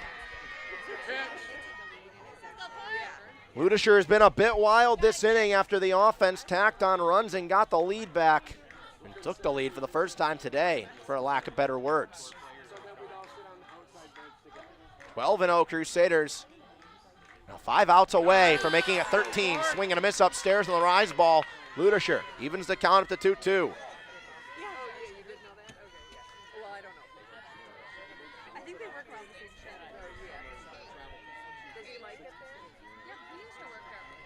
Ludisher looking for her 4th strikeout of the night. Turns, sets, fires. That one chopped up the right field. Gauthier moving over. Will make the basket catch at the line.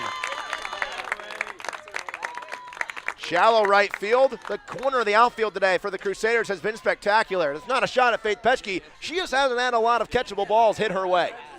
Finkbeiner and Gauthier have had some decently hit shallow fly balls that they've tracked down. Pinch hitter coming to the plate will be Emma Thompson. Pinch hitting number 6, Emma Thompson. Thompson, 30 ABs this year as a junior, had just 15 last year in 2024. Was 1 for 1 in her only at-bat yesterday against Rochester. Hitting 300 in her limited time. Just her 5th at-bat in the month of April. Had 25 in March, 7 hits, a double and a triple. She settles in trying to avoid 6 up, 6 down, and make it 7 up, 7 down, after Megan Martin grounded out to end the 4th. The last 6 that have come up have all been retired. Ludisher way upstairs, ball 1.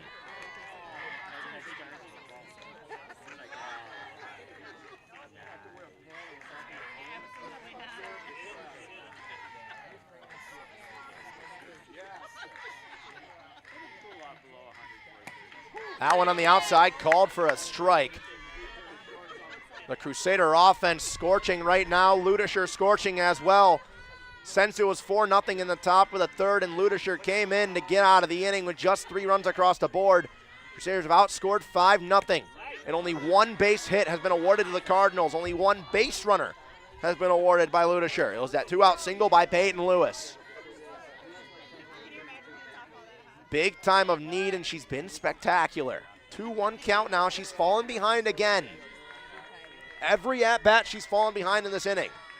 But she's got through Britton and Lee. 2 up, 2 down. Now faces Thompson. Thompson lifts that one, foul territory. Fitzpatrick will make the play. 1, 2, 3. All 3 at-bats favored the Cardinals. But Ludisher gets the job done. Make it 7 up, 7 down the last 7 batters. A 5-4 lead for the Crusaders. Going to the bottom of the 6th, looking for insurance on senior day.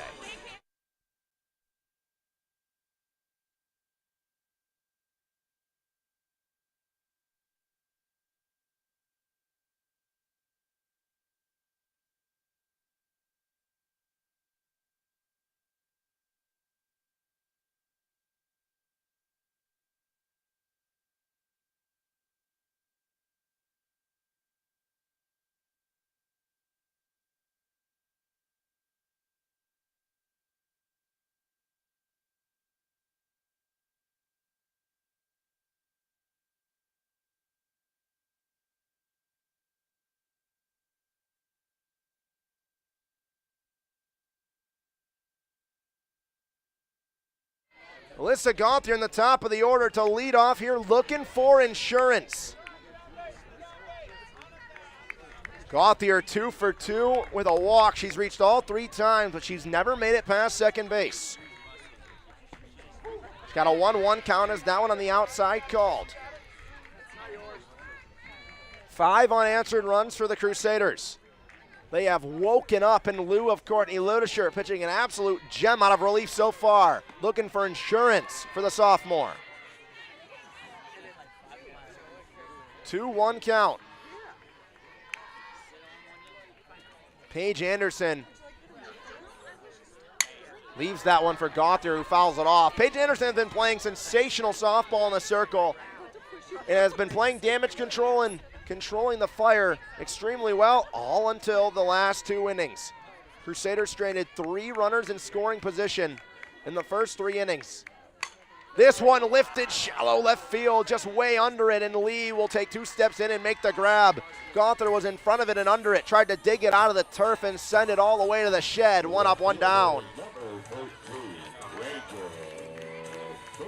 First time she's been retired today.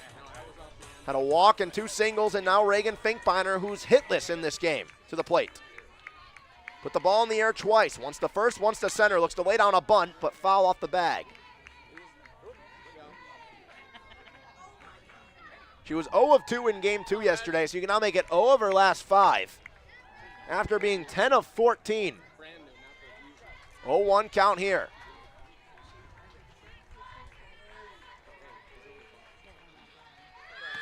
Takes the bunt back there, ball 1, 1-1 count.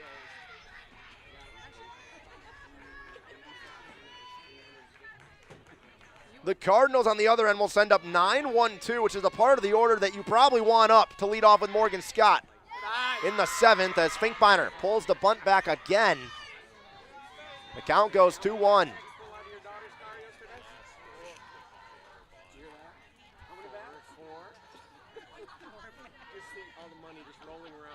Finkbeiner pulls it back again up at the eyes. It's left off. Anyway on, Reg.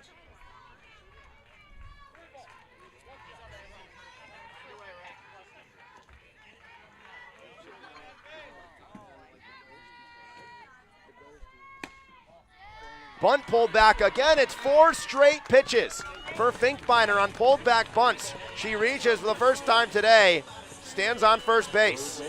Has an insurance run for the Crusaders. Bryn Anto, who's 3 of 3. 2 singles and a double. Rips that one foul. On the riser, up at the chin. Anto, the WAC leader in hits with 56 hits so far. Reagan Finkbeiner was the newcomer of the year last year. Had 66.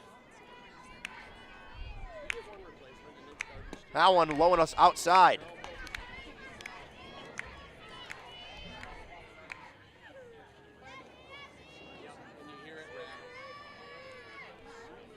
One count. Anto sets, fires, runner takes off, popped up.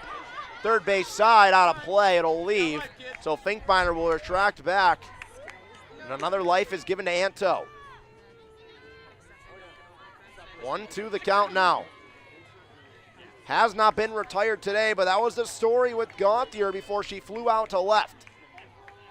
See what's in store for Anto with Anderson. She sets and fires outside, fought off. Smart, but into the dugout, friendly fire. It's a smart that's a smart at bat right there and a smart pitch for Anto to fight off defensively. She knows that 2 lefty hitters, the outside of the plate expands one entire softball with a left-handed catcher.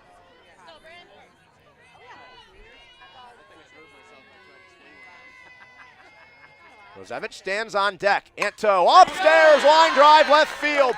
4 base hits on the day for Bryn Anto. Station to station, 2 runners on.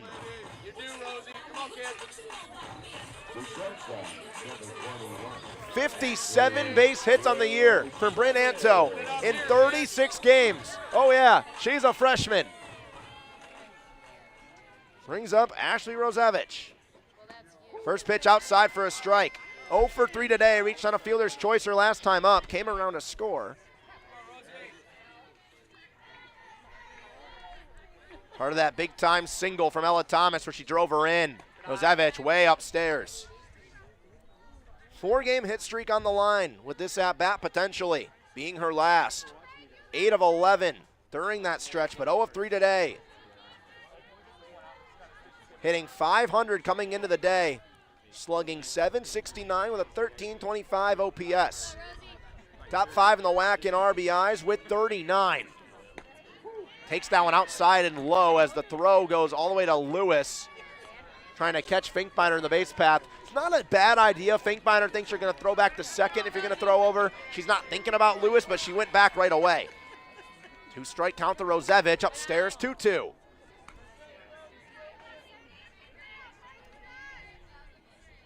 Riley Fitzpatrick stands on deck. She's 2 for 3 with a line out. Was robbed of her third base hit last time up.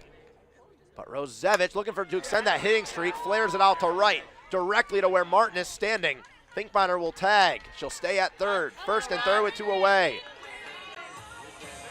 So Rosevich's hit streak is going to end at 8. Excuse me, end at 4. She had 8 base knocks in that span. And it brings up Riley Fitzpatrick. 2 for 3. Has a chance to add on more RBIs to her freshman year. That's already been sensational. 19 RBIs her last 12 games. Has a chance to make it 20. With a runner on third being Reagan Finkbeiner. Bryn Anto stands at first. 1-0 count, 2-0 count. That one way outside to the right hand of Fitzpatrick. She lined out her last time up. Was probably going to be an RBI double all the way to the wall. It would have been her 11th of the year. 2-1 upstairs. She went after the rise ball and puts it in the infield. Crampton settles, makes the play. 2 runners stranded, 5-4 game going to the 7th. Courtney Ludisher trying to close out the Game 1 victory to start senior day in Livonia.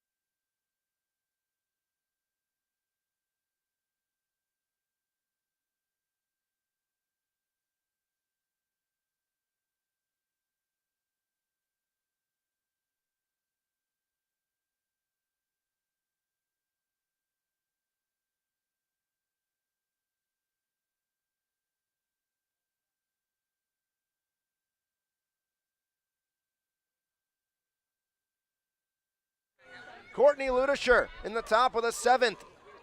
Has gone 7 up, 7 down, but now faces Morgan Scott. First pitch grounded over past her glove to Rosevich. Rosevich over to first, and it's Caitlin Dickey at first base for a 1 up, 1 down, 2 away from a game winner. Peyton Lewis in the top of the order. Lewis has reached 3 times. She's 1 of 2, reached on an error, a walk, and a single. She's the only runner to reach against Courtney Ludisher. Ludisher, 1 pitch, 1 out, sets fires. Auto take on the inside, ball 1. So Caitlin Dickey replaces Riley Fitzpatrick defensively at first base. Fitzpatrick has struggled with a couple errors at first in terms of receiving. So Ron Pizzoni goes with a bit of a defensive look to try to close out game 1. 1-0 count, inside, same spot, same result, 2-0.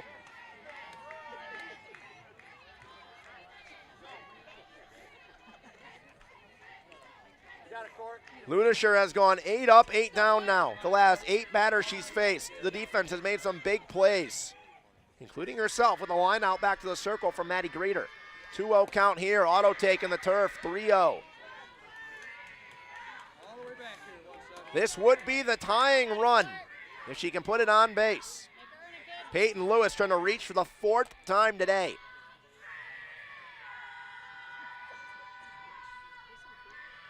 Low, ball 4. 4-pitch walk, the first batter to reach. That is not, the only batter to reach has been Peyton Lewis against Ludisher. She's done it twice. And she stands on first as the tying run, and boy does she have speed. Let's see if they try to take off and see if they can get her in scoring position with 1 away. It's Megan Martin who's 0 for 3. 6 of her last 18 at the plate. Auto take, strike 1. Come on, Court, she's yours. Lewis on first, has 9 swipe bags this year, 18 last year as a junior, 60 in her Concordia career.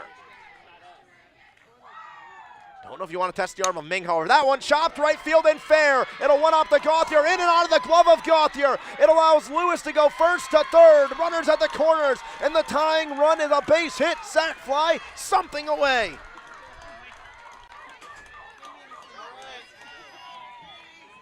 That's a 23, Katie Cabral.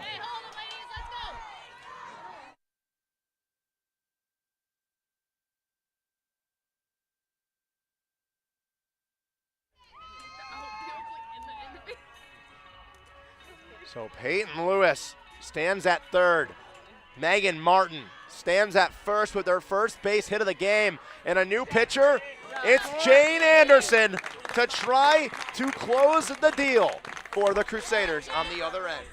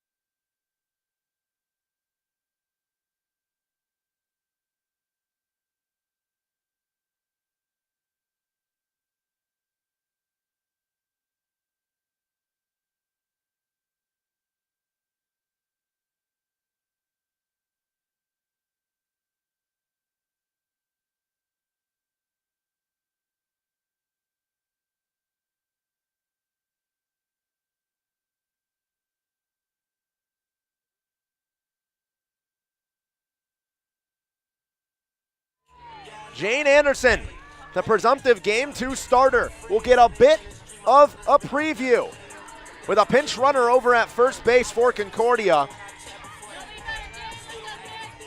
Trying to make out a number. Believe it's number 2, Emmy Lipto. First pitch from Anderson's upstairs. So Lipto runs at first, adding a bit of speed. She's stolen 7 bags this year. With just 1 away, I think Concordia might try to swipe the bag at second because Ming might be hesitant to throw down with Peyton Lewis able to make a break. But a 1-0 count now to Katie Tobias. Trying to play hero.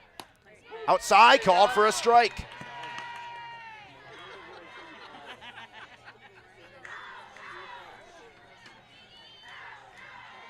Katie Tobias and RBI double to open the scoring. She can tie this game up and at least send us to the bottom of the 7th, a dead minimum. That one high in the air, left center field, and it should send us to the bottom. Finkbeiner at the track will make the catch. The throw will not come in. It's a sac fly RBI for Tobias. We're tied at 5. Lewis scores, Martin at first, and now 2 away for Faith Crampton. So on the other end, the Crusaders will send up Ming, Dunkel, and Thomas. It will be 6, 7, 8 due up for the Crusaders now, as bottom 7's required.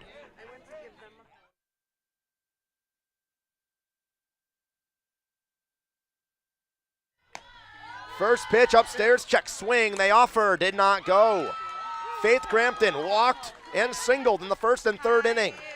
Popped up her last time up against Ludeshire to second base. Anderson twirls in the right, sets and fires. 2-0 count.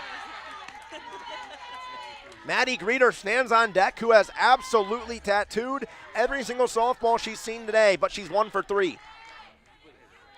Trying to play damage control, keep it tied. But Katie Tobias, the hero for Concordia, has extended game 1. Here the doubleheader on senior day. Crampton right back to the netting. Fouled off for strike number 1.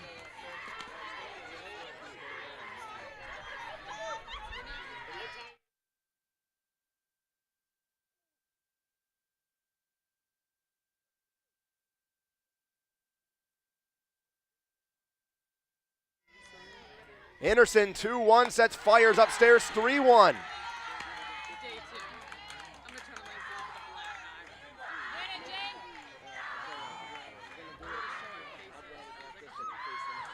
Anderson threatening with putting the go-ahead run in scoring position. Has to put one down the plate for Crampton to hit. 3-1, outside, got the call. 3-2 count to Faith Crampton.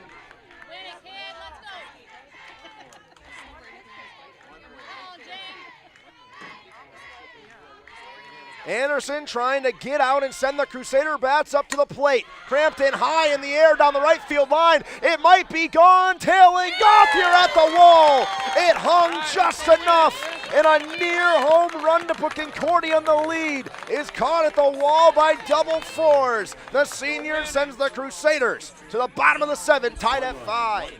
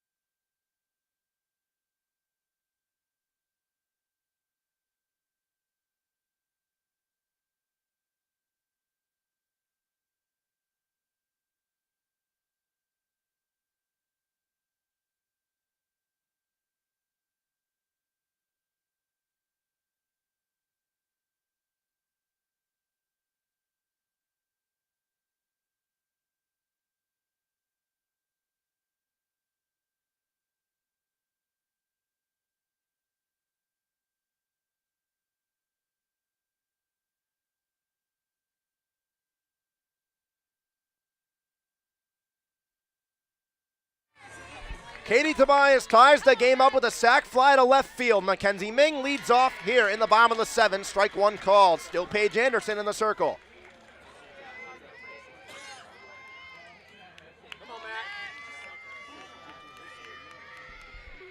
0-1 count to Ming upstairs, ball one. Singled their last time up. Through the hole at second to Scott's right into center field.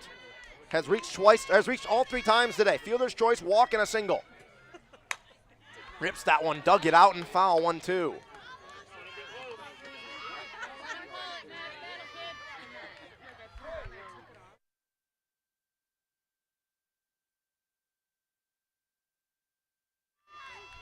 Ming trying to play defense, 1-2, rips it left field. She was just in front. She nearly walked off game one. Oh my goodness. Mackenzie Ming, if she timed it up right, was gonna send us home. Count remains 1-2. Jessica Dunkel, Ella Thomas on deck and in the hole. 1-2, Ming fouls it off on the outside, fights away.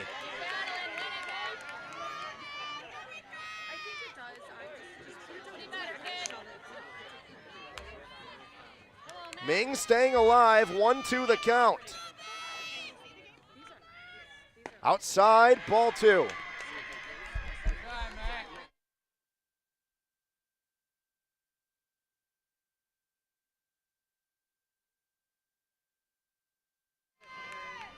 Two count. Ming has fought away and even this count up. She got it to a full. 3-2.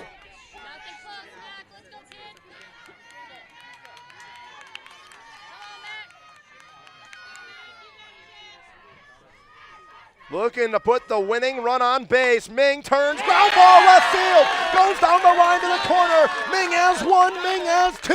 Her 5th double of the year. Mackenzie Ming, an absolutely electric at bat. The Crusaders have the winning run at second. Jessica Dunkel will come to the plate.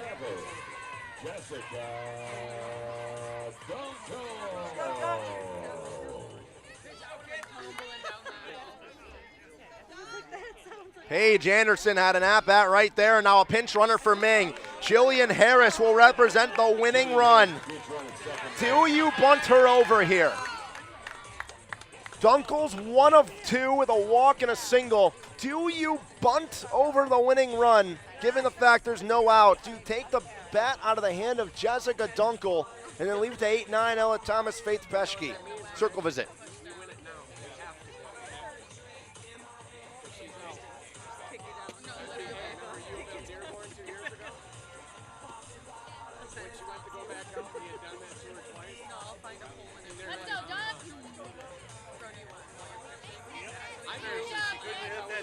Left.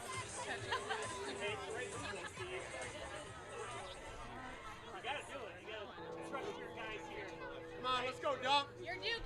Jessica Dunkel with Jillian Harris pinch running for Mackenzie Ming's double. The senior is clutch and puts the winning run on second. Dunkel looks to lay down the bunt. She will. It's foul. Tobias barehanded on the backspin.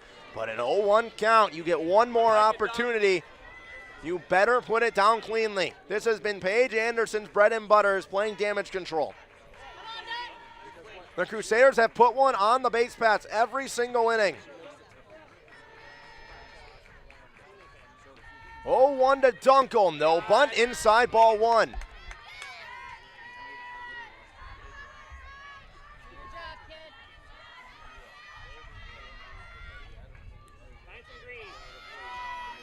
One outside, can't be pulled back.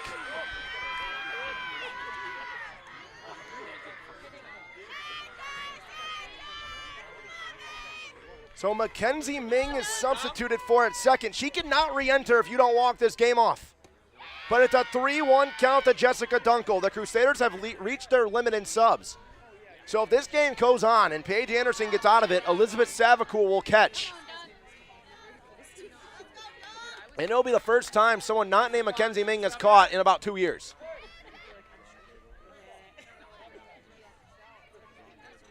Three-one count, and I'd imagine an auto take from Dunkel. Anderson sets, fires, delivers. Dunkel right field! Line drive to Martin! Red light over at third for Harris to throw it of thunder. Martin with an absolute cannon, but Jessica Dunkel, single to right field. Ella Thomas can play hero.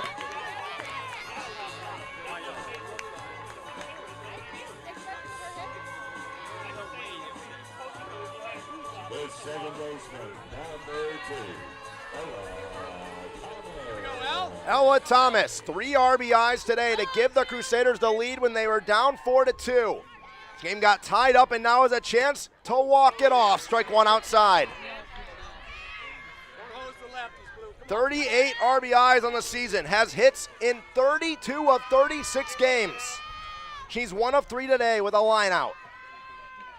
3 RBIs as well for Thomas, 1-1 as that one's outside.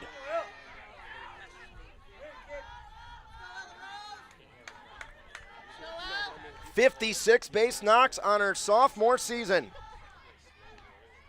Anderson sets, fires. Thomas fouls it off on the rise ball upstairs. Well hit off the barrel, but easily past the bullpen on the Crusader side. Faith Peschke awaits on deck. There's still no outs. You have 3 batters to get a runner home from third with speed as well.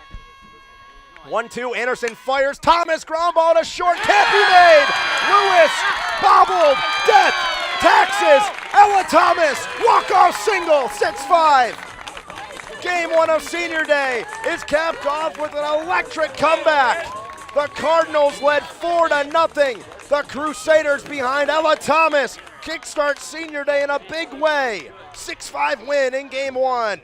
We'll keep you here for the senior day ceremony before we shoot you aside in preparation for game 2. The Crusaders remain perfect in conference play.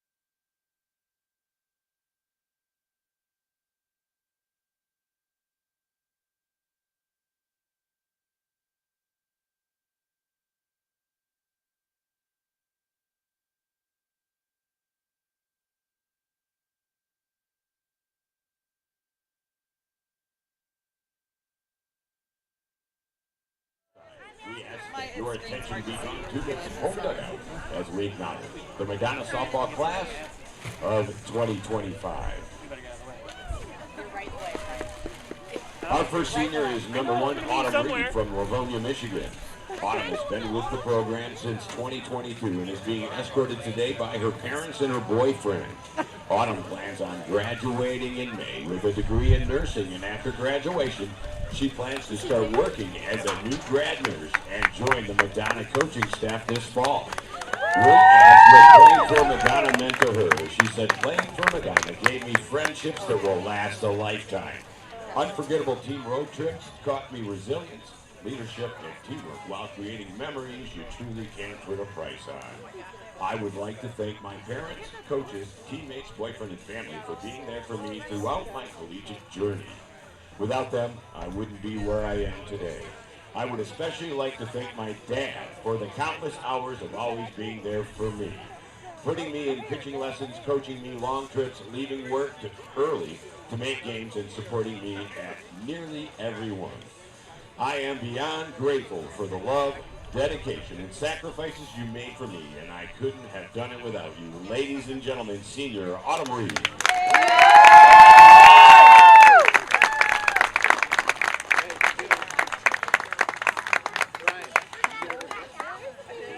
Our next senior is number 9, Jillian Harris from Hudsonville, Michigan. Jillian has been with the program since 2023 and is being escorted today by her parents. Jillian plans to graduate in May with a degree in psychology with a mental health concentration. After graduation, she plans on attending grad school to get her master's degree in clinical psychology to become a psychotherapist. When asked what playing for Madonna meant to her, she said, "Playing at Madonna has helped me improve on the field and also grow as a person. Madonna has given me many new friendships, and I will cherish them forever. I would like to thank my mom and dad, my brothers, my boyfriend, my psych cohort, and my teammates for keeping me accountable and pushing me to the best version of myself." Ladies and gentlemen, let's hear it for senior Jillian Harris.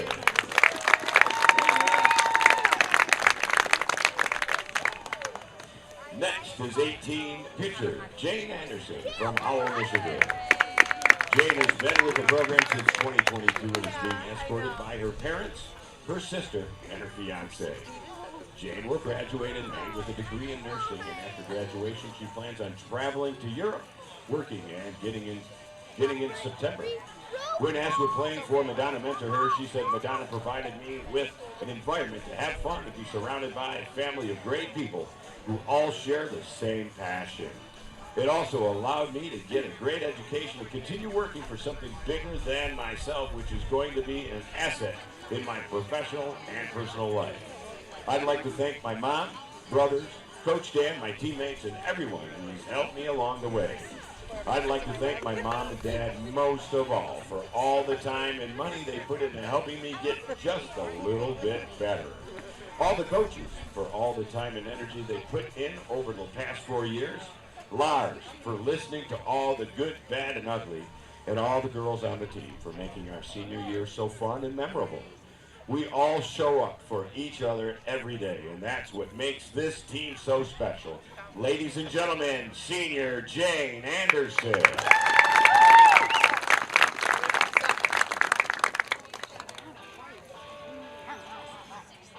Our next senior is number 26, Emily Tyson from Newport, Michigan. Emily has been with the program since 2022 and is being escorted by her parents, her sister, and a brother-in-law. When asked what playing for Madonna meant to her, she said, "I am so grateful for all the friendships and memories it has given me. Playing for Madonna has not only allowed me to achieve the goal that I had set for myself to play at the collegiate level, but also accomplish precisely what my parents had dreamed for me. It has also allowed me to play for those watching from above. Madonna has given me friendships and memories with those who mean the most to me now, and I'm forever grateful for that. My time here at Madonna has been nothing short of exciting, crazy, memorable, and that is all thanks to the girls who have been by my side through it all. I would like to thank my siblings for all of the support they have given me, even from states far away. To my family and friends, thank you for the constant love you have shown me throughout my years. To my teammates, especially my roommates, thank you all for reminding me of my love for this sport. And lastly, a huge thank you to my parents for all of their love, support, and dedication shown throughout the past 13 years of this sport.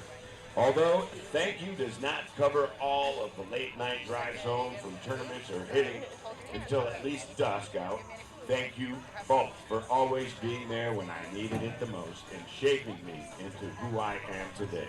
Ladies and gentlemen, let's hear it for senior Emily Tyson.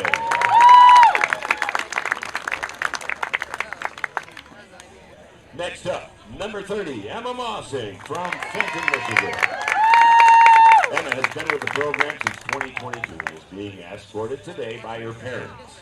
Emma plans to graduate in May with a degree in nursing, and after graduation will head out west on a summer road trip with her dog. When asked what playing for Madonna meant to her, she said, "Playing for Madonna gave me friendships and memories that will last a lifetime. The girls I played with were the highlight of my entire experience.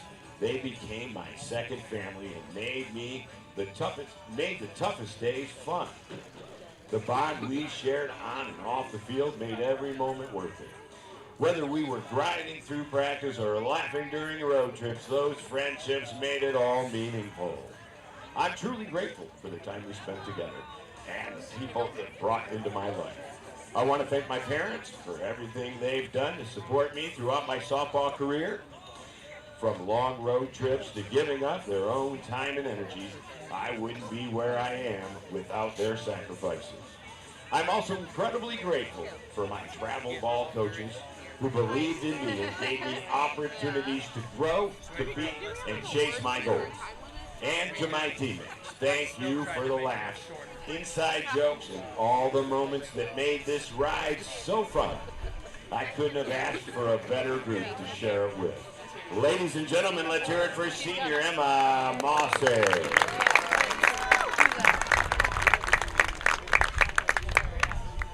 Our next senior, number 37, Mackenzie Ming from Clarkston, Michigan. Mac has been with the program since 2023 and is being escorted by her parents, her brother, and her cousin. When asked what playing for Madonna meant to her, she said, "Madonna brought me a family I never knew I needed. I built relationships here that I will cherish forever, and I am forever grateful to have been a part of such an amazing program. I've learned so much about who I am as a person, both on and off the softball field these last couple of years, and I'm grateful for the experiences I've been blessed with. First, I'd like to thank God. Thank you, Lord, for having a greater plan and bringing me to Madonna. Thank you for providing me with endless opportunities and a platform to glorify you through. Thank you for blessing me with the abilities I have and for surrounding me with amazing people. Thank you to my parents for the countless amount of time, money, and love you have poured into me the last 12 years through softball. Thank you for coming to every game possible, even if they were 5 hours away. Thank you for making so many sacrifices so that I can live out my dream of playing college softball. I love you guys. Thank you to my brother for always coming to my games and reminding me when I sucked. Thank you to my teammates for being my support system these last couple of years. You guys are the reason I look forward to practice every day, and you all push me to be a better player every day. Thank you guys for being my best friends and always having my back. Thank you to my coaches for believing in me and advancing my knowledge of the game. And thank you, Madonna Softball, for all of the memories. Ladies and gentlemen, let's hear it for senior Matt Big. Our last, but certainly not senior, last senior is number 44, Alyssa Gauthier from Goodrich, Michigan. Alyssa has been with the program since 2022 and is being escorted by her parents and her brother. When asked what playing for Madonna meant to her, she said, "Madonna softball means I had the opportunity to live out my childhood dream of playing college softball. I was able to meet and play with some of my very best friends and make some of the best memories. Throughout my 4 years, I have played on one of the best teams in the country and as a team made program history, and I would not want to do it without anyone else by my side. First off, I would like to thank God for the ability to play this sport. I would also like to thank my mom, Marcia, for getting me into softball at a young age, and my dad, Steve, for coaching me throughout the years. Thank you to both for your endless support, travels, and memories we made on the field. I would also like to thank the rest of my family and friends, especially my grandparents, who are my biggest supporters and would be very proud to have seen me accomplish my dreams. I would like to thank my brother Brady for all of the time practicing in the backyard, even if it was forced. A huge thank you to all of my coaches along the way who have helped me become the player I am today. And lastly, I would like to thank all of my teammates who I've been blessed to play with and create lasting friendships for the years to come. I will forever be grateful for this sport and the relationships it has given me. Ladies and gentlemen, let's give it up for senior Alyssa Gauthier. Ladies and gentlemen, let's give a big round of applause for our Madonna softball senior class.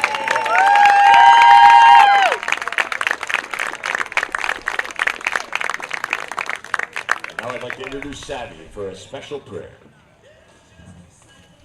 If we could just bow our heads.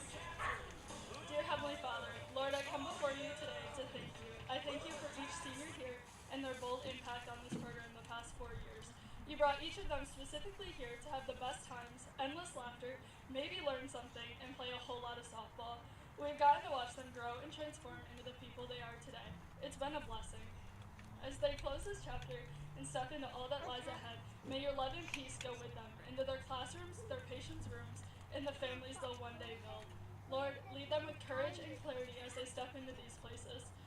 May they go with confidence, knowing you go before them. May they always treasure the memories made and carry with them the lessons learned on the field. We lift them up to you, Lord, our seniors, Emily, Emma, Jane, Jill, Mac, Alyssa, and Autumn. In Jesus' name we pray. Amen.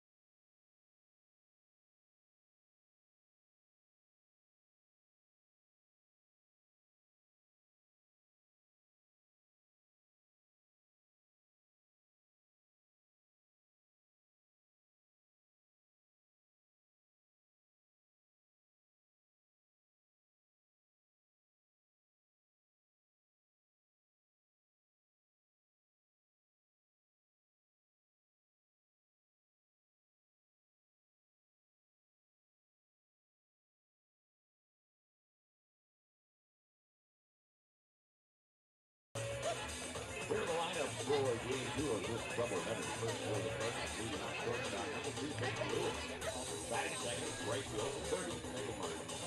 Batting third, catcher, 23, Katie Pye. Batting fourth, at first base, 21, Brampton. Batting fifth, at third base, 28, Maddie Green. Batting sixth, the DP, 20, Elise Brinkley. Batting second, seventh at second base, number 1, Kaylee McCullough. Batting eighth, the pitcher, 15, Kendall Call. Batting ninth, the left fielder, number 2, Emmy Lipton. And the flex player, center fielder, 24, Natalie Wayne. Here is line for your Madonna University Crusader. Leading off the right fielder, 44, Alyssa Gauthier. Batting second and left field, 13, Reagan Fickfire. Batting third base, 32, Brandon Post. Batting fourth, the shortstop, number 21, Ashley Rochelle. Batting fifth at first base, number 42, Riley Fitzpatrick. Batting sixth, the catcher, 37, Matt May. Batting seventh, your DP, number 26, Emily Tyson. Batting eighth, at second base, number 2, Ella Thomas. Batting ninth, the center fielder, number 10, Faith Pesky. And on the mound for your Crusaders, 18, Jane Anderson.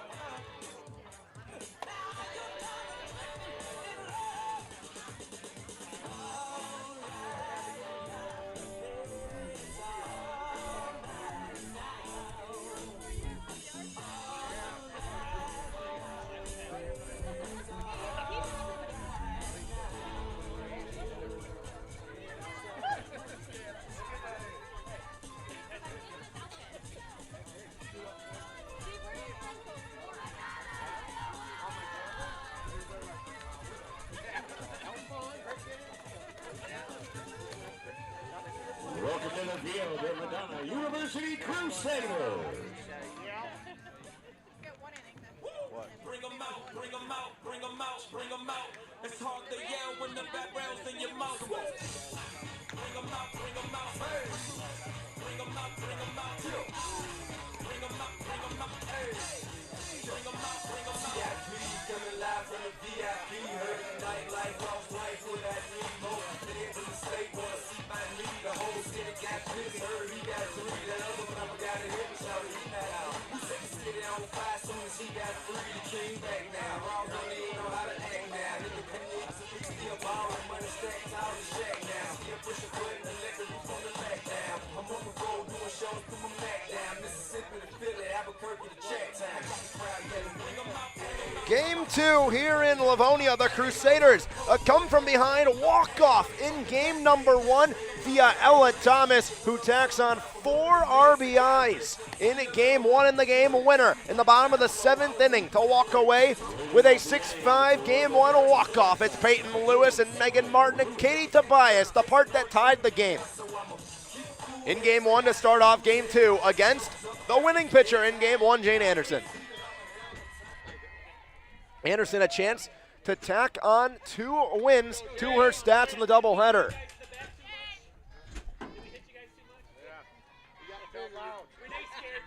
Anderson starts with Peyton Lewis, who had a really good game in game number 1. First pitch for a strike. Wind chill 54 at 3:41 p.m.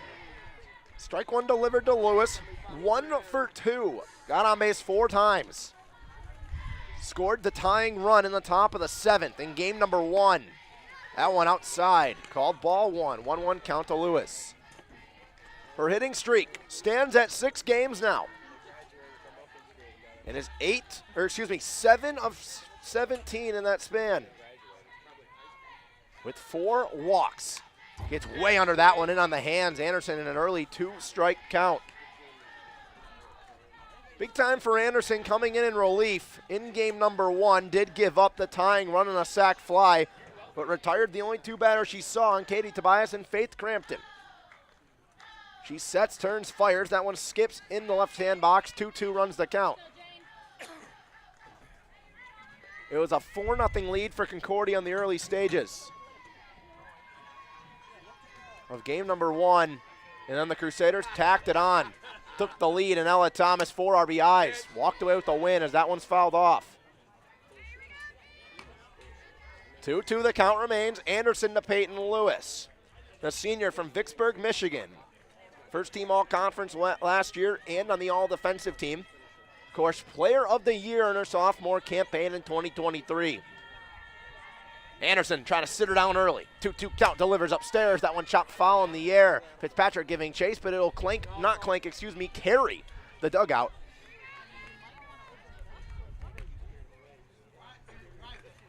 And it'll settle back in 2-2 once again.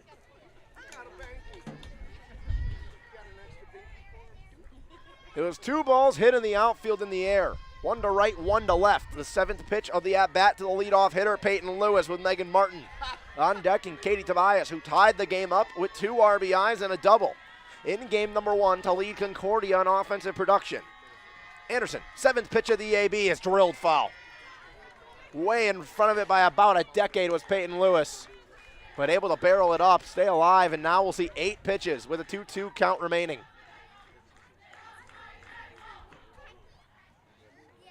This part of the order is electric in game number 1. It's the part that saved the Cardinals, at least for the time being, before the Crusaders walked it off. That one's chopped foul as well. It'll get out of play. Going to the Cardinal bullpen. The 9th pitch of the AB, but it's still 2-2.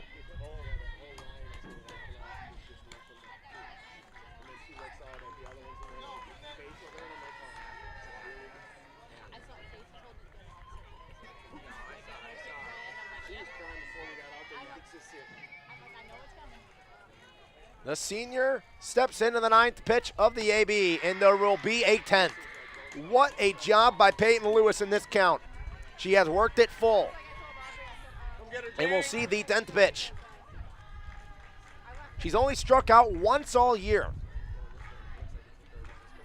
She's got the 10th pitch of the AB from Anderson, and she'll walk. Wow, what an at-bat from Peyton Lewis. A 10-pitch walk where she spoiled 3 2-strike pitches. And a lead-off base runner again to start out here game 2. 2 times in game number 1 was there a lead-off base runner. It was both times Peyton Lewis, and both times she came across the score. And it's Megan Martin to the dish. Martin looks to lay a bunt down, foul.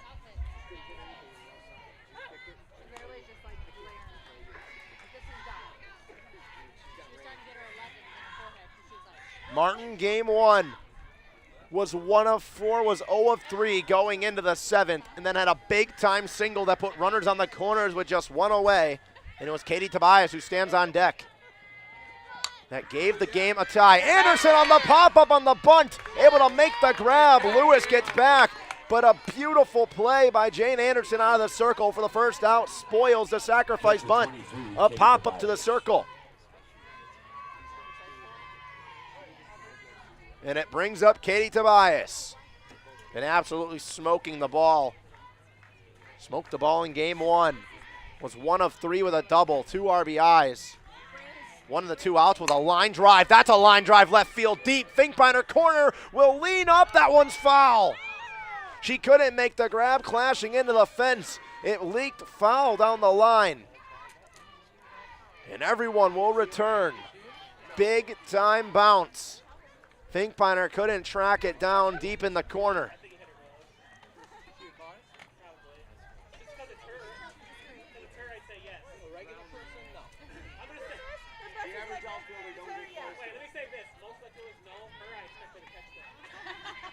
Jane Anderson with a 1 strike count now. This one jam shot rolled over top of foul as well. Last count she was ahead in, of course, was Peyton Lewis. Didn't necessarily go well as Lewis worked that 10-pitch walk. Anderson 0-2, upstairs rise. Lewis dancing off first, she'll retract 1-2. Katie Tobias hits in 10 of her last 11. Has 5 base knocks in the last 3 games, with their doubleheader yesterday where she had 3 home runs. 4 extra base knocks. Nearly at another. Takes that one inside. No call. Got her. Late strike 3 call. Excuse me. That was one of the latest, most nonchalant strike 3 calls until about 2 seconds after the ball hit the mitt. But Katie Tobias goes down looking for the second time today and the first time here in game number 1. Big time out. Brings up Faith Crampton.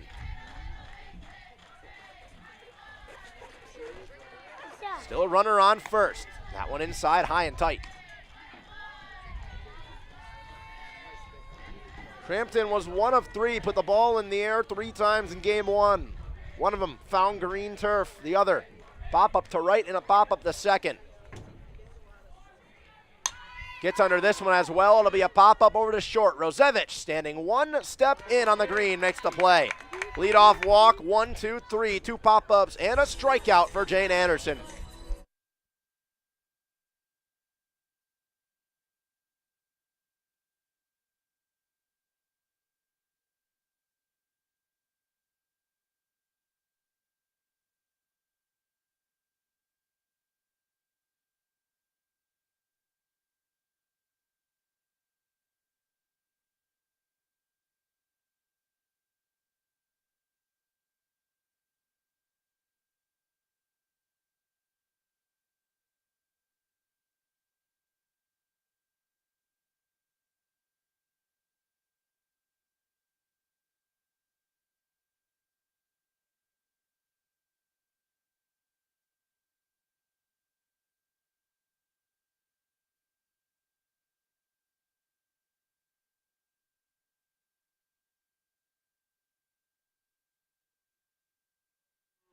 The right fielder, number 44, Alyssa Gauthier will lead off in the bottom of the first for the Crusader offense that has been scorching. They walk off game number 1 and now bring that momentum as a 0 put up by Jane Anderson. The first pitch to Gauthier's upstairs and away. Starting pitcher for Concordia, Elise Britton. Trying to reciprocate, at least early on especially, but 2-0 count quickly. Trying to reciprocate what her battering mate and Paige Anderson did in game 1, which was play damage control and have a phenomenal first couple innings. Outside called, strike 1. Gauthier, 2 for 3 with a fly out. Reached 3 times in game 1, but did not make it past second either time she got on base. Walk to start out that game. She's threatening with a walk here. 3-1 quickly from Britton. Britton sets, fires, Gauthier under it, foul, then will stay alive and go full to the first batter of the inning. Paige Anderson was spectacular through the first 3 innings especially, but then the Crusaders tacked on 6. In the last 4 offensive innings, technically only 3 with a walk-off. Gauthier bloop over to short, charging in Lewis, can't make the play in time. Throw is wide as well, but Gauthier beat it out for the infield single. When it's your day, and the senior, her 3rd hit of the doubleheader, leads off this game with a base runner. Left fielder, number 13, Few changes in the field for Concordia at second. Kaylee McClellan. And in center field will be Winnicky. Finkbeiner pulls back the bunt. Other than that, the defense with Emmy Lipto as well in left field. 3 changes defensively in left, center, and at second for the Cardinals. Gauthier was caught stealing in game number 1. That one inside on Finkbeiner.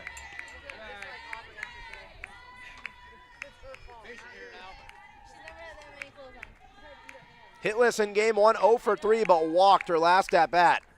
Got a 2-0 count here, 3-0. She pulls the bat back. The last 7 pitches she's seen have been balls. Her last at bat of game 1, excuse me. She was down 0-1, went to go lay down a bunt 4 straight times, pulled it away as they were called for a ball. Now 7 straight balls she's seen. That one's in the zone, but in and out of the glove of Tobias. So on the pass ball, Gauthier will take a bag easily. That's a mistake from Tobias behind the dish. And a dangerous one at that, because if that wasn't so directly down the pipe, it could have been ball 4 as well. Strikes get called balls, and they pop in and out of the glove. Finkbeiner pulls the bunt back, and she'll trot over to first. Finkbeiner works the walk, and it's runners on first and second. So the pass ball doesn't matter, but brings up Bryn Anto.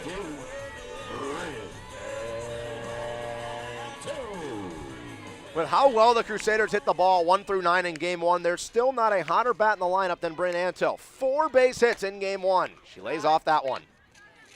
57 hits on her year. 6-game hitting streak. And a quick circle visit from Tobias to talk to Britton. The last 15 games now, Anto hitting 30 of 53. With 7 doubles, a triple, and over 20 RBIs.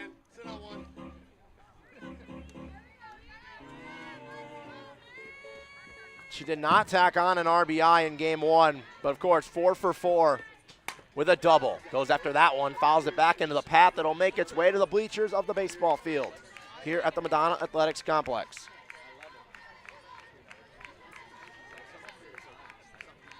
15 doubles. Atop the wax standings, rolls over that one on the ground over to second. McClellan will get the lead runner over at second base. Runners at the corners now with 1 away. Anto advances on a fielder's choice. Gauthier stands at third.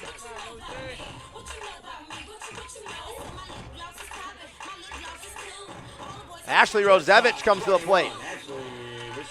She was also hitless in game number 1. Ended her 4-game hitting streak where she was 8 of 11. But runners at the corners early, takes strike 1 down low.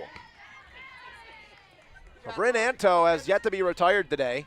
She reaches, but goes down as 0 for 1 here as she stands at first with Gauthier at third.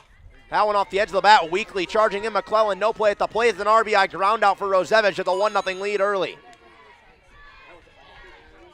Gauthier comes home, Anto goes to second. Weekly hit just right in the middle of nowhere. 1 run comes across to Riley Fitzpatrick, who hit the ball very well. 2 for 4 with 2 singles, a line out and a pop out in game 1. Had that line drive out to Peyton Lewis at shortstop, who was playing deep in the hole, and robbed Fitzpatrick of what surely would have been an RBI double all the way to the wall seemingly. Got a 2-0 count here as Britton was not located quickly.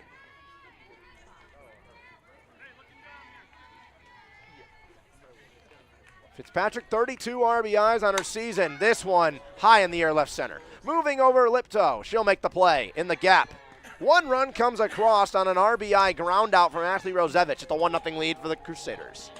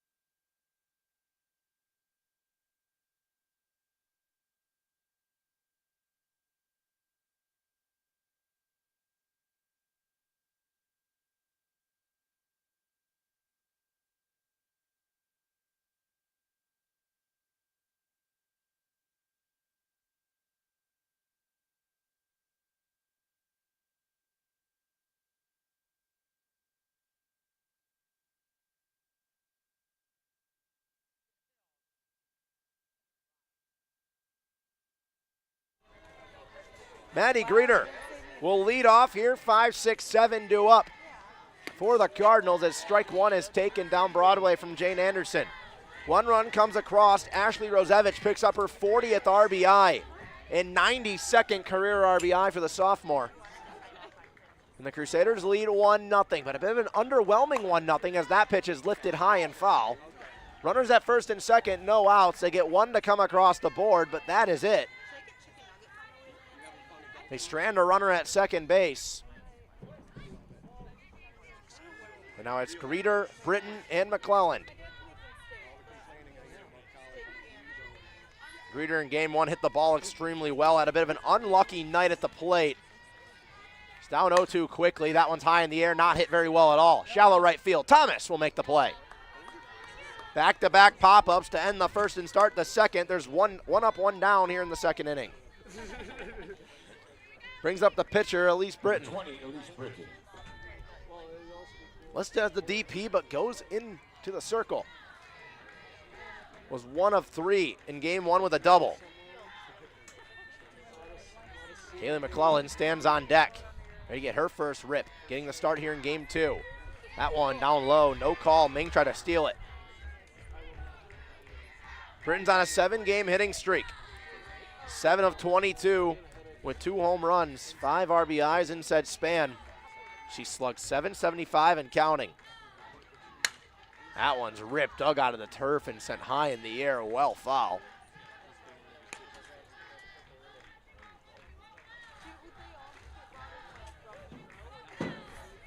Britton's double in game number 1 stands as her 10th career double in a Cardinal uniform. Her 3rd year at Concordia after transferring from Jackson. That one high and away, ball 2.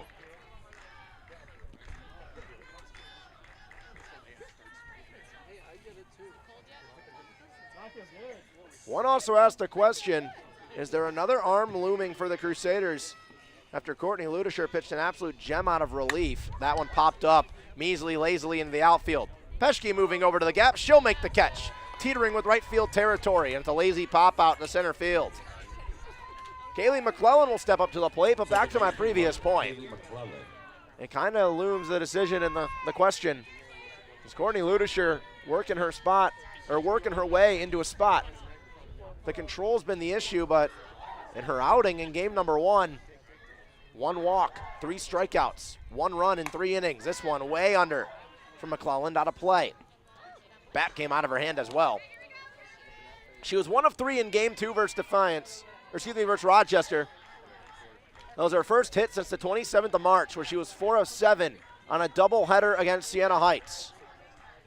This is just her 16th game all year. She gets way under that one, high in the air, over to Fitzpatrick, teetering with the dugout. It'll clank off the very top of the netting.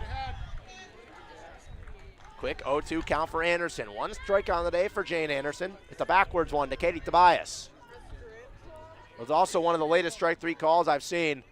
So I'd have to imagine if it's not swinging, we're going to have to wait about half a second to get a call.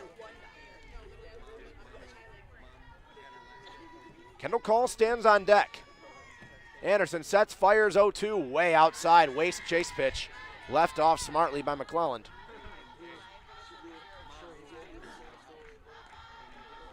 McClelland, the sophomore from Saline, had just 20 ABs as a freshman. She has 8 hits this year, hitting .222 inside, no call. Anderson thought she had the inner third. She'll have to settle back in now. 2-2 runs the count. 1 went out, 1 went in. Gives you a world of options if you're Anderson. I'd expect something up high to come out of this one. 2-2 count, 2 away. Trying to go 1-2-3. Anderson sets, fires, down low, but it skims the turf. And the 0-2 turns full. It was a leadoff walk to Peyton Lewis on 10 pitches. Another deep count worked by McClellan. She was down 0-2, but she's seen 3. Payoff pitch. Strike 3 down low. Anderson's second strikeout of the day comes via the backwards K again. 1-2-3 she goes. She's been 6 up, 6 down since the leadoff walk. 1-0 lead for the Crusaders going to the bottom of the second.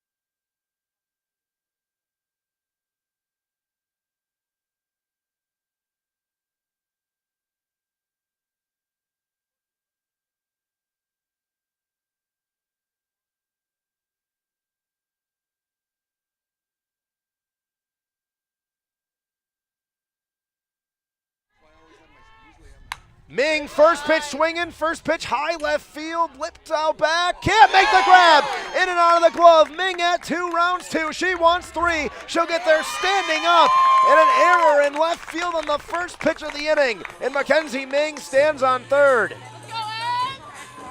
An E7, and it brings up Emily Tyson.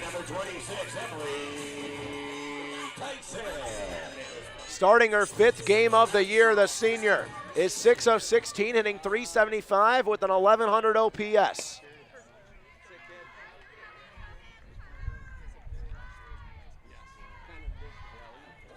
One double, 1 home run, 8 RBIs on her season. Has a chance for RBI number 9 with a 1-0 count, and she nearly wore it. Gets out of the way, inside 2-0. So Ming, who had a double that eventually represented the game-winning run in Game 1, hammers it left field in and out of the glove, and she stands at third. Her bat was cold, but back-to-back, or 3 straight ABs. She walked, singled, and doubled, and now that. Might not be a base knock, but when stuff goes your way, it goes your way.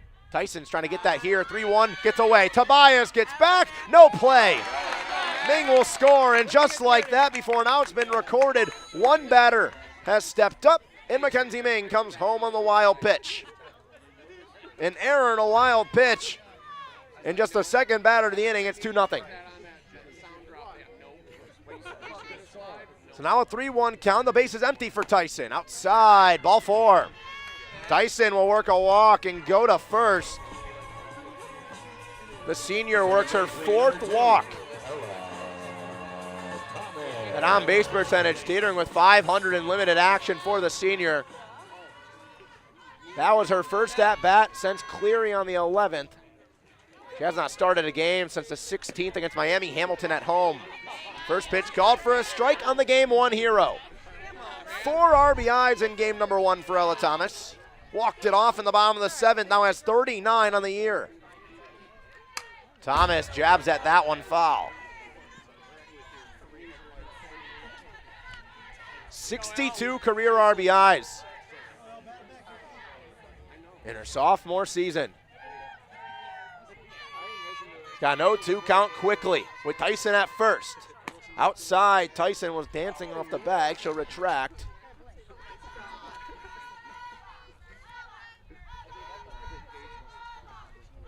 One-two to Thomas. Thomas, 6-game hitting streak. Thomas on the ground over to second. McClellan will turn, go over to short. The 4-6 can't be completed at first. Thomas reaches on a fielder's choice, but the first out retires Tyson. Peschke will come up to the plate now. Hitless in game number 1. It broke up her 4-game hitting streak where she was 8 of 12. She gets under that one off the netting. Also broke up her 7-game RBI streak where she had 11 of them. Came into the day hitting .484 in conference. But 0 of 3 in game 1, a ground out, a pop out, and a fielder's choice. 0-1, that one up the middle, in and out of the glove of the pitcher Britton, but the flip over to short, the second, got the lead runner. Absolutely beautiful from Peyton Lewis. Able to get one, but now Peschke's on base with a fielder's choice. So neither of the 2 outs have been recorded via the batter's box. Every batter in the inning has reached, but it's the 5th batter of the inning with 2 away. It's Alyssa Gauthier. First pitch she sees outside, late jump from Peschke, but Tobias didn't think she was going. Peschke will swipe the bag with ease. Her 6th stolen bag of the year, her 19th career stolen base. And now in scoring position for Alyssa Gauthier. 3 RBIs away from 10th all time after her 2 that opened the scoring for the Crusaders in game 1. Outside, called for a strike.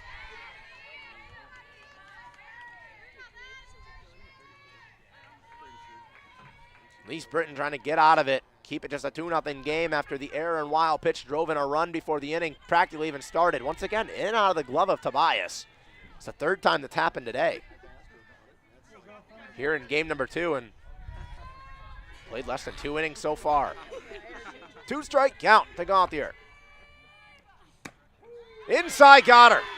Rare strikeout for double fours, but the Crusaders strand another runner in scoring position. They lead 2-0 after an error in left field and a wild pitch drove home Mackenzie Ming. The lead doubles. It stands at 2 as we enter the third.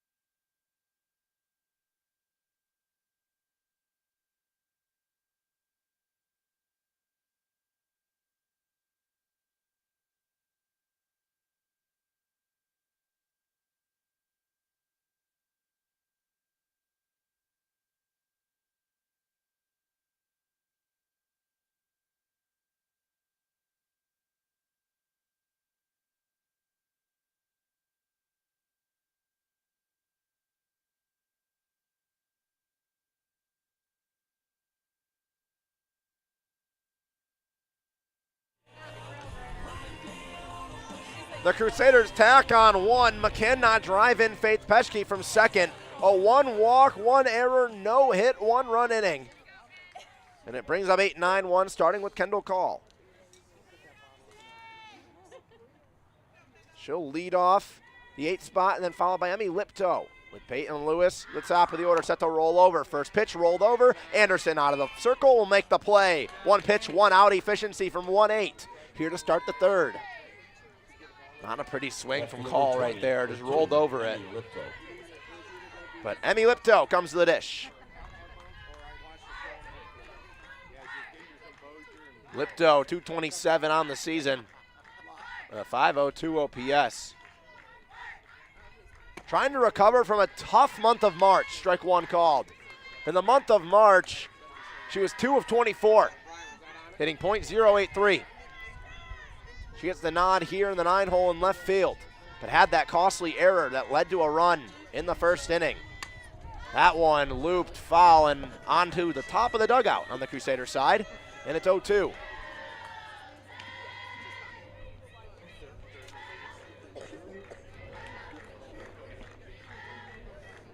Anderson looking for her 3rd strikeout of the day. Every single strikeout she has is looking.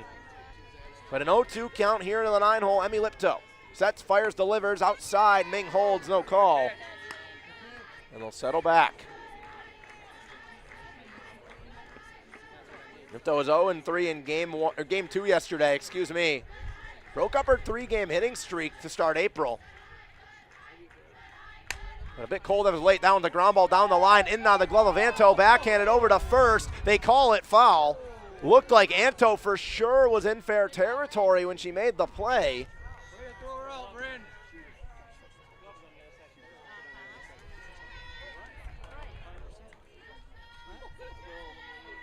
So another life for Lipto. 1-2 remains. Pitch 5 of the AB. Anderson looking for strikeout number 3. Fouled off and spoiled, leaning across the dish. So Jane Anderson will have to record 4 outs this inning to get out of it. 1 out on the board, 2 outs recorded from 1-8. After that one was called foul when Bryn Anto and the entire infield thought they had her on a 5-3 put out. 1-2, Anderson sets, fires, wave and a miss, sorted on the outside, foul tipped into the glove of Ming. The 3rd strikeout of the day for Jane Anderson, 2 up, 2 down. Shortstop number 3, Peyton Lewis. Peyton Lewis, who has reached every single time she's been to the plate. Walked in game 1, she's the only batter to reach. Against Jane Anderson. Inside, nearly wore it. Reached on an error. Walked twice and singled in game 1. Walked to start out this game. Since then, it's been 8 up, 8 down for Jane Anderson. 1-0 count, turns, sets, fires. Way under it is Lewis. Shallow left field. Finkbeiner's got to cover a country mile. She'll make the play on the line. 1, 2, 3 inning. The last 9 up have all turned back to the dugout for Jane Anderson. Crusaders lead by 2 ensuingly to the bottom of the 3rd.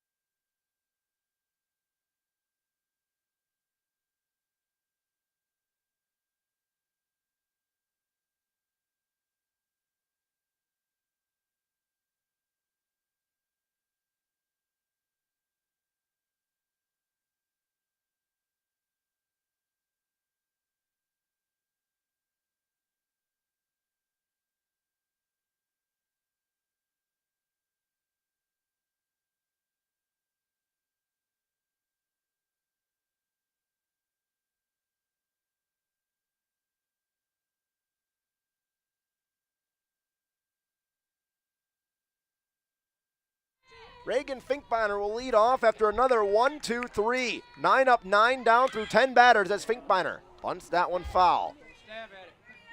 Finkbeiner walked her last time up, was retired via fielder's choice. So since a leadoff walk to Peyton Lewis on 10 pitches, an absolute masterclass of an AB in a battle between Anderson and Lewis, won by Lewis. It's been 9 up, 9 down with 5 pop-ups, 3 strikeouts, and a ground out back to the circle. 2-0 count to Finkbeiner. That is domination from Jane Anderson. 2-0 count here to Finkbeiner. She's looking for her first hit on the day. She's 0 of 3 with 2 walks, but she's got a 3-0 count. Excuse me, 2-1 count. Looked like they were all 3 out of the zone, but, or excuse me, the bunt, excuse me. That one inside. There's ball 3.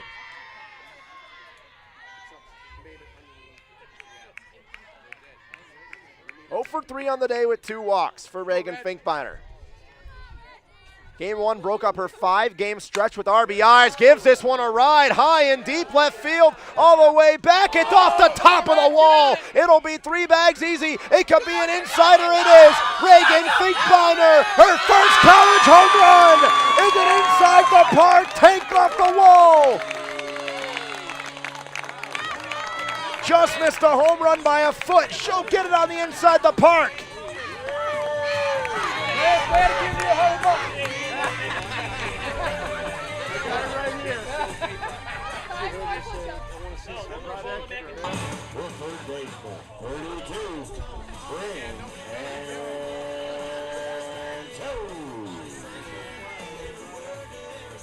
So Reagan Finkbeiner's first hit of the day on the doubleheader against Concordia is an inside the park wall scraping home run that just bounced away from every defender. She is now the second Crusader this year to get their first college home run via an inside the park home run to left field at University Field. That's today's wild ESPN stat of the day. Both in game 2 of a doubleheader. Even more wild. So I'm going to add that to the stat. But for now, it's 3-0 with a circle visit. So the official stat will read, this is the first time that 2 Crusaders have recorded their first home run via inside the park home run in their career within 4 weeks. Faith Peschke did it to left field. Reagan Finkbeiner just did it to left field. That's insane. 3-0 the score. Long circle visit coming up. In a visit over, looks like one of our umpires getting attended to by the training staff here at Madonna.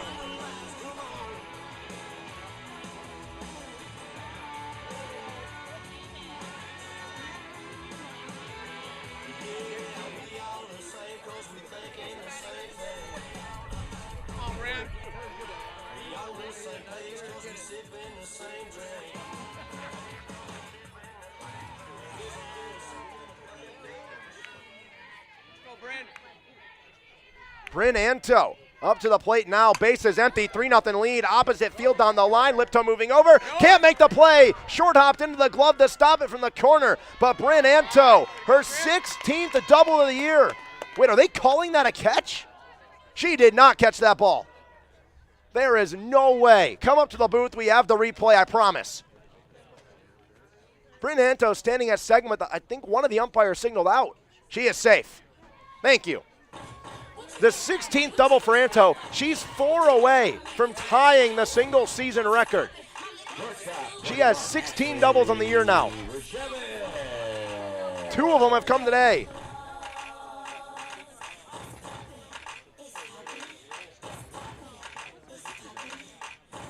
And a new pitcher into the game for Concordia on the other end.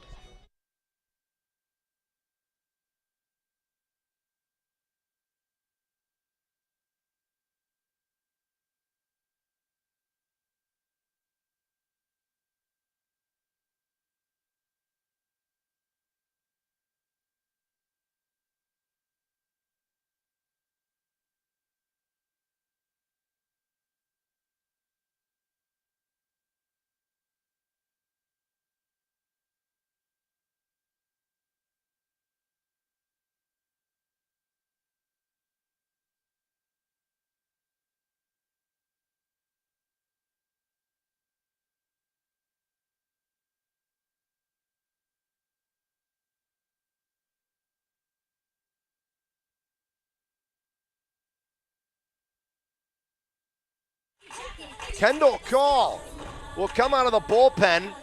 So she was listed as the pitcher. Then she was changed with Elise Britton. DP to pitcher swap, and then they do it again. So Elise Britton stays in the game as the DP. And now Kendall Call into the game as the pitcher. She'll face Rosevich, first pitch for a ball. So Bryn Anto's 16th double of the season. She now has 8 of them in the last 12 games. That one upstairs for a strike. She stands at second. 1 run is on Karma Cross. We've had 2 batters this inning. Inside the park, home run from Reagan Finkbeiner off the top of the wall in left field. And then Anto's double. Rosevich just tried to make it 2 home runs in the same inning. Rolled over that one inside.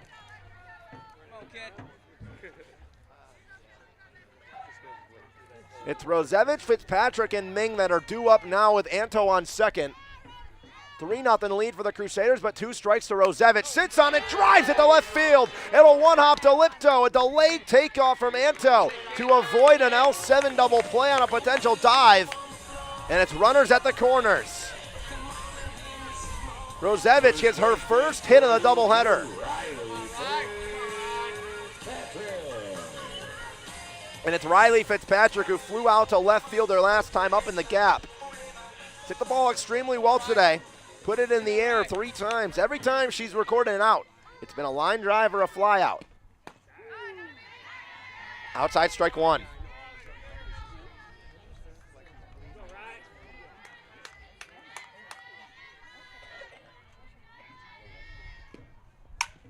Fitzpatrick sits on it, ground ball over to second, a flip to short, they turn, safe at first, RBI for Riley Fitzpatrick. Now makes it 20 RBIs her last 13 games. And the Crusaders tack on another. Rosevich is retired for 6, but Fitzpatrick beats it out. And now brings up Mackenzie Ming.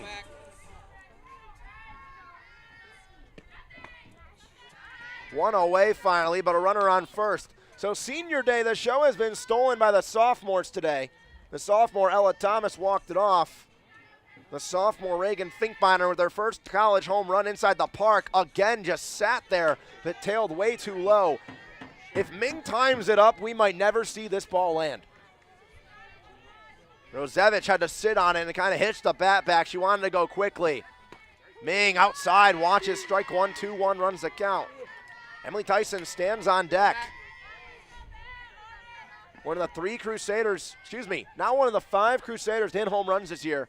But one of the 3 that actually has left the yard. Ming rolls over softly to short. Lewis charging in, cross diamond throw. They got her.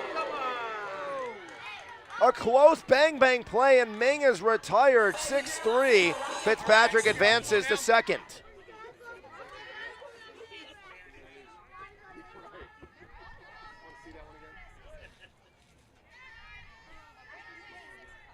Emily Tyson, first pitch she sees, called for a ball.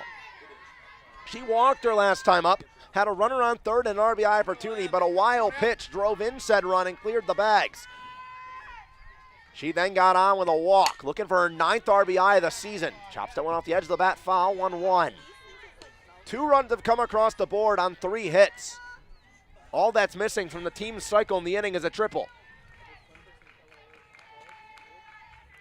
1-1, outside and low. And it just goes to the turf, 2-1.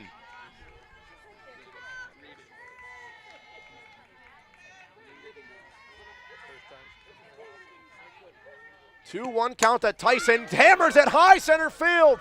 Winnicky veering back, it'll tail and go into the glove. About 1 step in front of the track, just off the edge of the bat. It tailed and kind of just flew.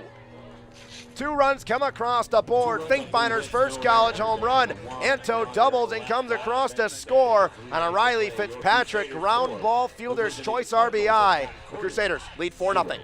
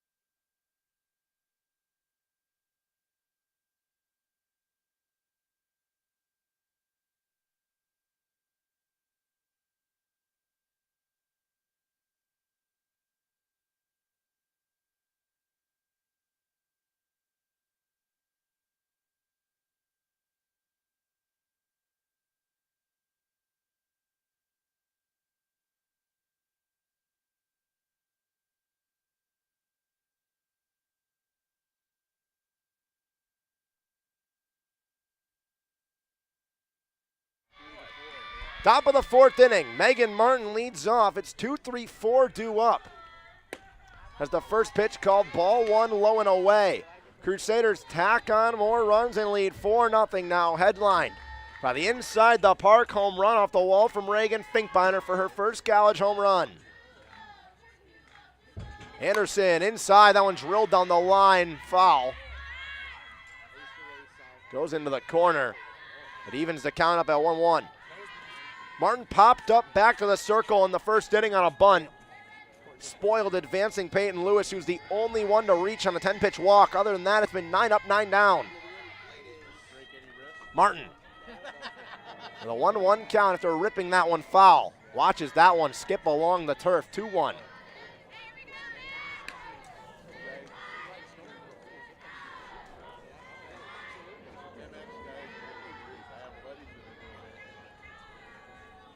Katie Tobias stands on deck. This is the part of the order that hammered the softball in game one.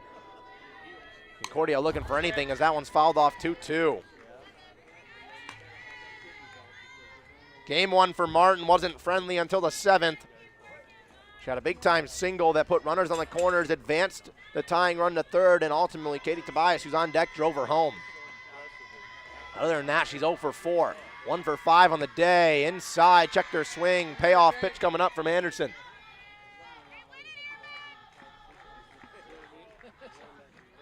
Anderson's got 3 strikeouts today. 1 walk is the only base runner. It was a 10-pitch walk. This at-bat. The 3-2, outside, high and away for the second walk of the game, the second leadoff walk of the game for Concordia, and the second base runner of the game for the Cardinals as well. Catcher 23, Katie Tobias. Seen the Cardinals try to sacrifice bunt, but they're not going to sacrifice bunt. Katie Tobias struck out looking her last time up against Anderson. Just her 10th strikeout of the year. 2 RBIs in game one with a double. She's going to wear it. Well, it'll move the runner over. Hit by pitch and a walk, and hit by pitch ensuingly put runners on first and second. Now's an option you might see a bunt, but also you don't necessarily want to take the bat out of the hands of Faith Crampton. First baseman 21, Faith Crampton. She didn't hit the ball necessarily extremely well in game number one, but she's going to step up here, trying to recover from her pop-up to shortstop back in the first. She's got 2 runners on after the circle visit.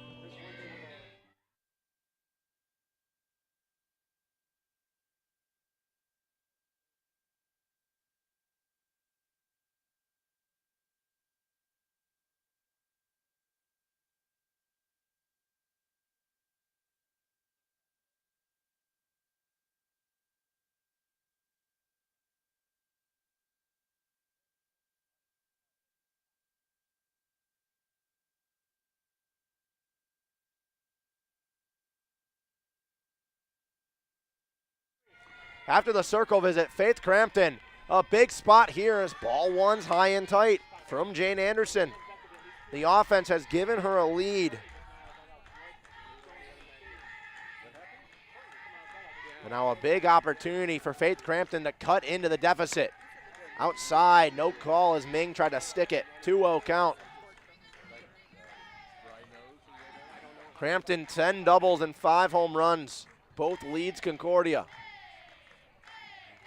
Also has a good handful of RBIs with 21. Left off that and is up 3-0. Threatening with the walking, the bases loaded. A walk stands on second, a hit by pitch at first. And now a 3-0 count to Faith Crampton. Right down Broadway on the auto take, trying to fight back. Anderson still hasn't given up any hard contact. The only 3 have reached via walk and hit by pitch. Other than that, 5 pop-ups, 3 strikeouts, and a ground out. Back to the circle. 3-1 count outside. Ball, no, called for a strike. Excuse me. Crampton thought it was a ball and started her trot. She'll now have to retract. Payoff pitch coming up. Anderson needs a big first out. 3-0, turn full. Anderson turns, sets, fires. That one jabbed, shallow left center field. Pesky charging in. Finkbeiner will steal the show and make the grab. Runners stay put, 1 away. Once again, no hard contact so far on Jane Anderson. Lazy fly ball left center field. It was a bit scary because of Finkbeiner and Peschke having the charge in, but Finkbeiner makes the play. Maddie Greeter, who popped up the second baser last time up, part of the 1-2-3 second inning.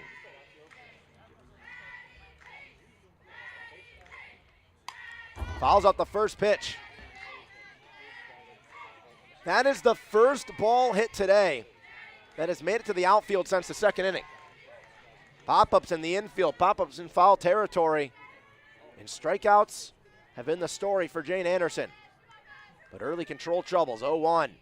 This one drilled center field, Peschke there, makes the grab, diving grab, she'll turn, go to second, L8, no, Thomas can't handle it. Rosevich, excuse me. Oh my goodness, Megan Martin gets bailed out, but a line drive. Oh my goodness.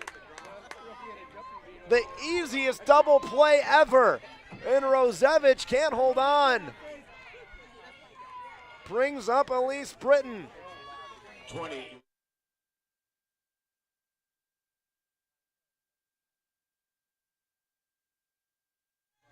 The outfield has made some fantastic plays today. Peschke's one of them right there.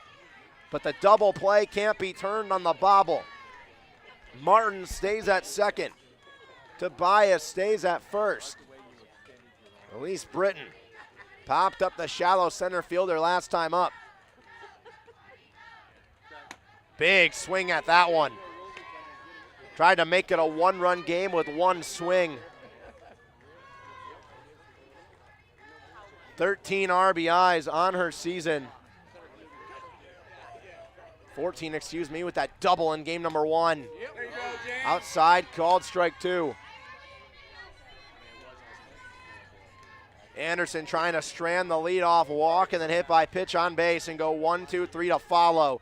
2 flyouts, 1 to left and a line out to center with a 1-2 count here. 2-2 as that one's way outside.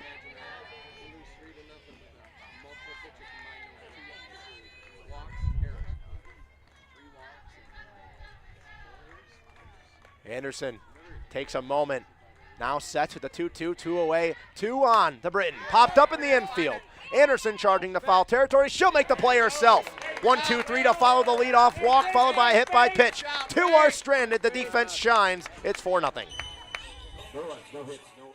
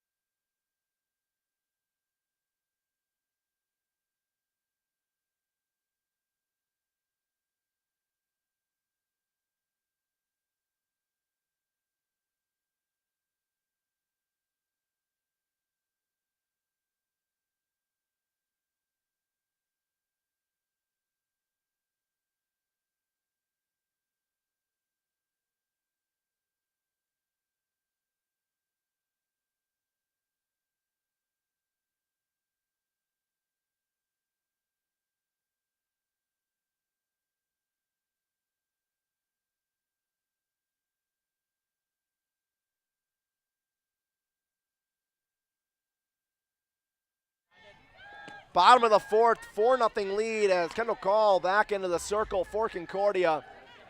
She'll face Ella Thomas, Faith Peschke in the top of the order. After Jane Anderson strands 2 on after a leadoff walk, followed by a hit by pitch. Quickly, high and tight, 2-0 to Thomas, who's 0 for 1 here in this game. Was 1 of 3 in game number 1 with that walk-off single. Excuse me, 2 of 4 in game number 1 with a walk-off single.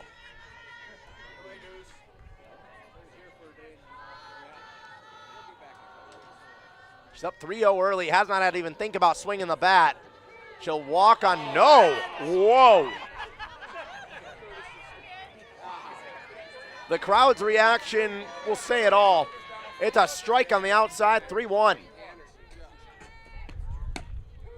That's a strike upstairs in the upper half. 2 questionable strike calls. Faith Peschke doesn't look too happy about on deck. She better be careful. Thomas, 2 questionable strike calls, has the count full. She'll put this one to right field. There's no doubt about that one. It's a single to right for Ella Thomas. Leadoff base runner for the Crusaders again. 4th straight inning, they have a leadoff base runner.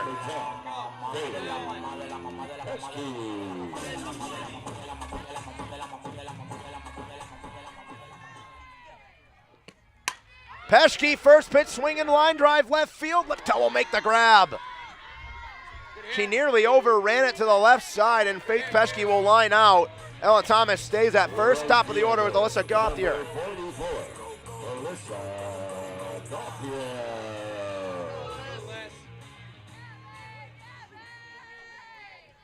Gauthier a single and a strikeout today. Watches the first pitch outside.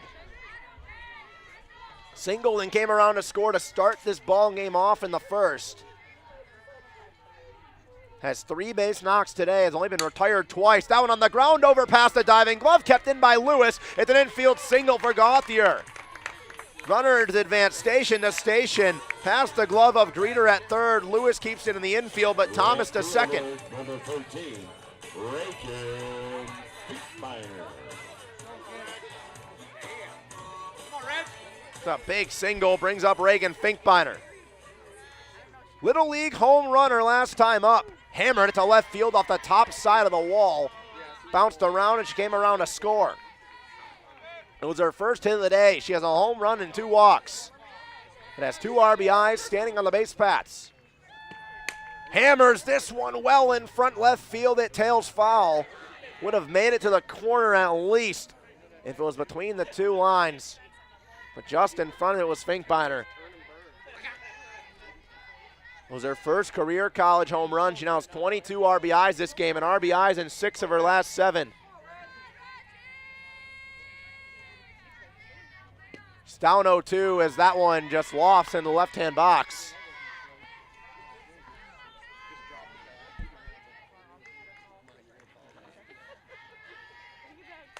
One-two count out of Finkbeiner. Inside. Left off for ball 2. Finkbeiner has fought back. The count has evened up. Trying to reach for what would be the 4th time today. Trying to get her second hit as well. Sits on that one, waits on it, puts it weakly up the middle. Lewis no play at second. She'll gun Finkbeiner at first. Both runners advance, 2 away. Bryn Anto comes to the dish, who has just delivered again.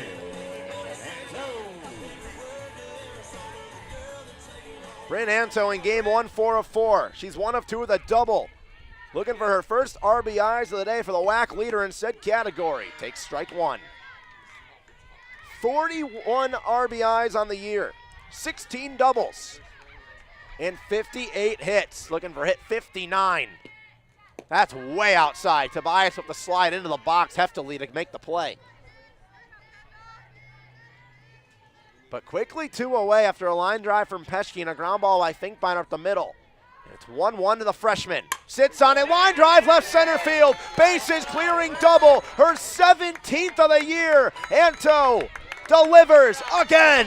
The freshman has made an impact. She's 3 doubles away from the single season record. Hey, it's only April.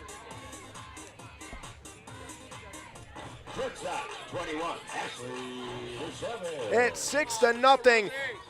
3 doubles on the doubleheader. Ashley Rosevich, first pitch rolled over. So the WAC leader in RBIs now makes it 43 total RBIs up at first place for Bryn Anto. That is, unless the other games around the WAC today have been absolutely bonkers. But no reports back from those ones yet. 0-1 count. Off the edge of the bat, found to the netting. 0-2 leaning across the dish was Rosevich.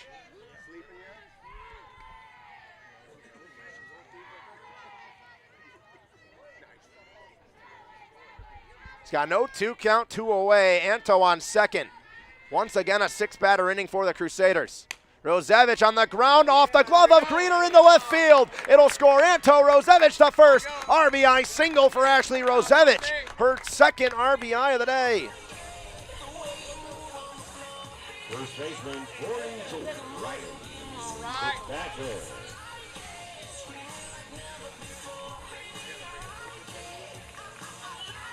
Another new pitcher will come into the circle. Kendall Call will walk over. She will hand the ball off. A 7-0 lead for the Crusaders. 2 away, but Riley Fitzpatrick up at the plate on the other end.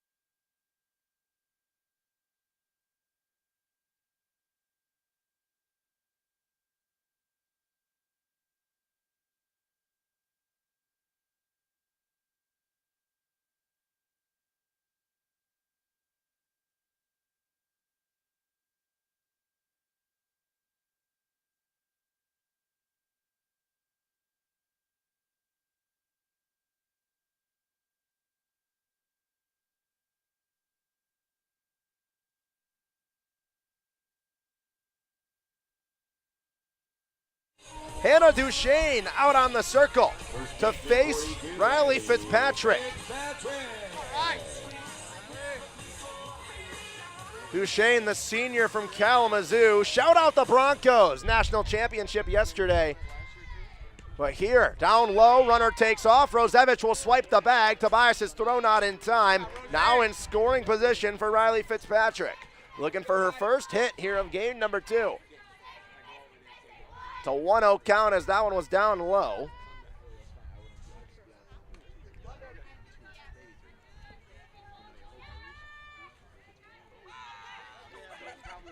Riley Fitzpatrick trying to put the 8th run on the board for the Crusaders. Down low, she's got a 2-0. Mackenzie Ming stands on deck.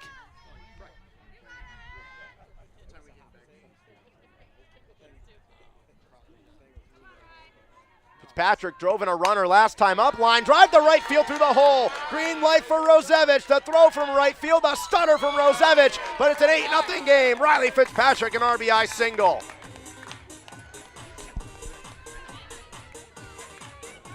Catcher, number 37, Matt Smith. Mackenzie Ming comes up as the 8th batter of the inning. 0 for 2, reached on an error and came around to score on a deep fly ball to left fielder last time up. Takes the first pitch for a ball. So for Riley Fitzpatrick, 34 RBIs. For the freshman, Bryn Anto and Riley Fitzpatrick have just delivered this year. Taking over on the corners of the infields, Bryn Anto now has 43 RBIs, Riley Fitzpatrick with 34.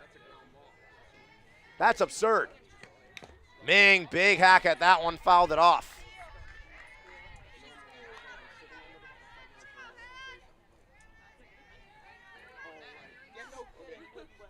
Game number 1 for Fitzpatrick, she labeled the ball. Game 2, she hasn't got a hit, or she has 1 hit, labels that one center field. Or Mackenzie Ming, excuse me, Fitzpatrick had that hit. Ming labeled it to center field. Fitzpatrick goes to second. Ming's first hit here, her 3rd hit of the day. She stands on first, and on the 9th batter, Emily Tyson. Number 26, Emily Tyson.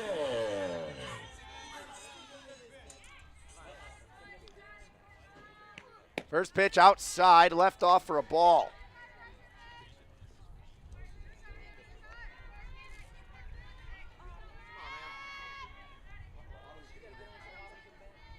One 1-0 count. Tyson on the ground at third. At the high hop for Greener. She'll go to tag the bag at third and beat out Fitzpatrick.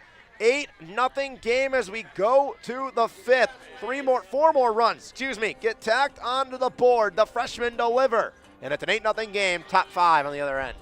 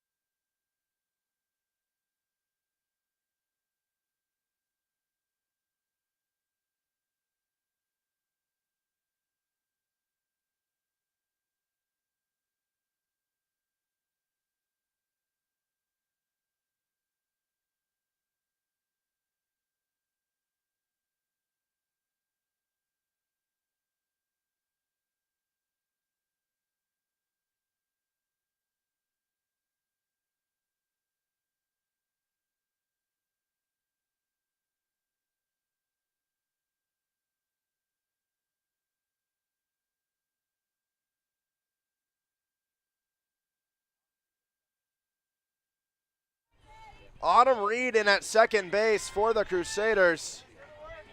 Here in the fifth to face 7, 8, 9 from Jane Anderson. She starts out with Kaylee McClellan. 1-0 count as she struck out McClellan looking her last time up. 1 of 3 strikeouts. 8-0 lead here in the fifth inning of game number 2. Anderson sets out on the ground over to short. Rosevich on the backhand, deep in the hole, cross diamond throw, tough play, got her. Ashley Rosevich with a beautiful play. Brings up Kendall Call. 15, Kendall Call. Grounded out back to the circle her last time up on a really weak swing on the first pitch she saw. See if Anderson tries to play to the contact or blow it by. She's been phenomenal today. Out on the outside for a strike. Emmy Lipto stands on deck, will be a pinch hitter on deck. Bella Lee will stand on deck. This one lifted foul. 0-2 runs the count.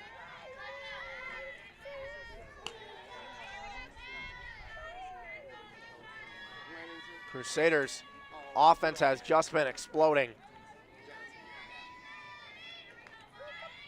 They've tacked on 8 runs in 4 innings of offense. And ever since a 4-0 lead for the Cardinals, they have dominated here at University Field. Outside, got her! The 4th strikeout of the game for Jane Anderson, the 3rd backwards K as well. 2 away in the inning. Brings up Bella Lee. The pinch hitter in the 9-hole. Lee in game 1 was 1 of 3, put the ball in the air twice, the second in the right. This one in the air to center field. Peschke over. Got it in the gap. It's a senior day shutout. Senior day no-hitter. Senior day run rule for Jane Anderson. A masterclass in the circle. A masterclass offensively. The Crusaders are perfect in conference still. 721 days and counting until someone in the WAC has came to this field and defeated the Crusaders. Sean Massa signing off from the Madonna Athletics Network. Thank you for making me, Madonna Softball, and the entire Madonna Athletic Media team a part of your absolutely gorgeous Sunday afternoon.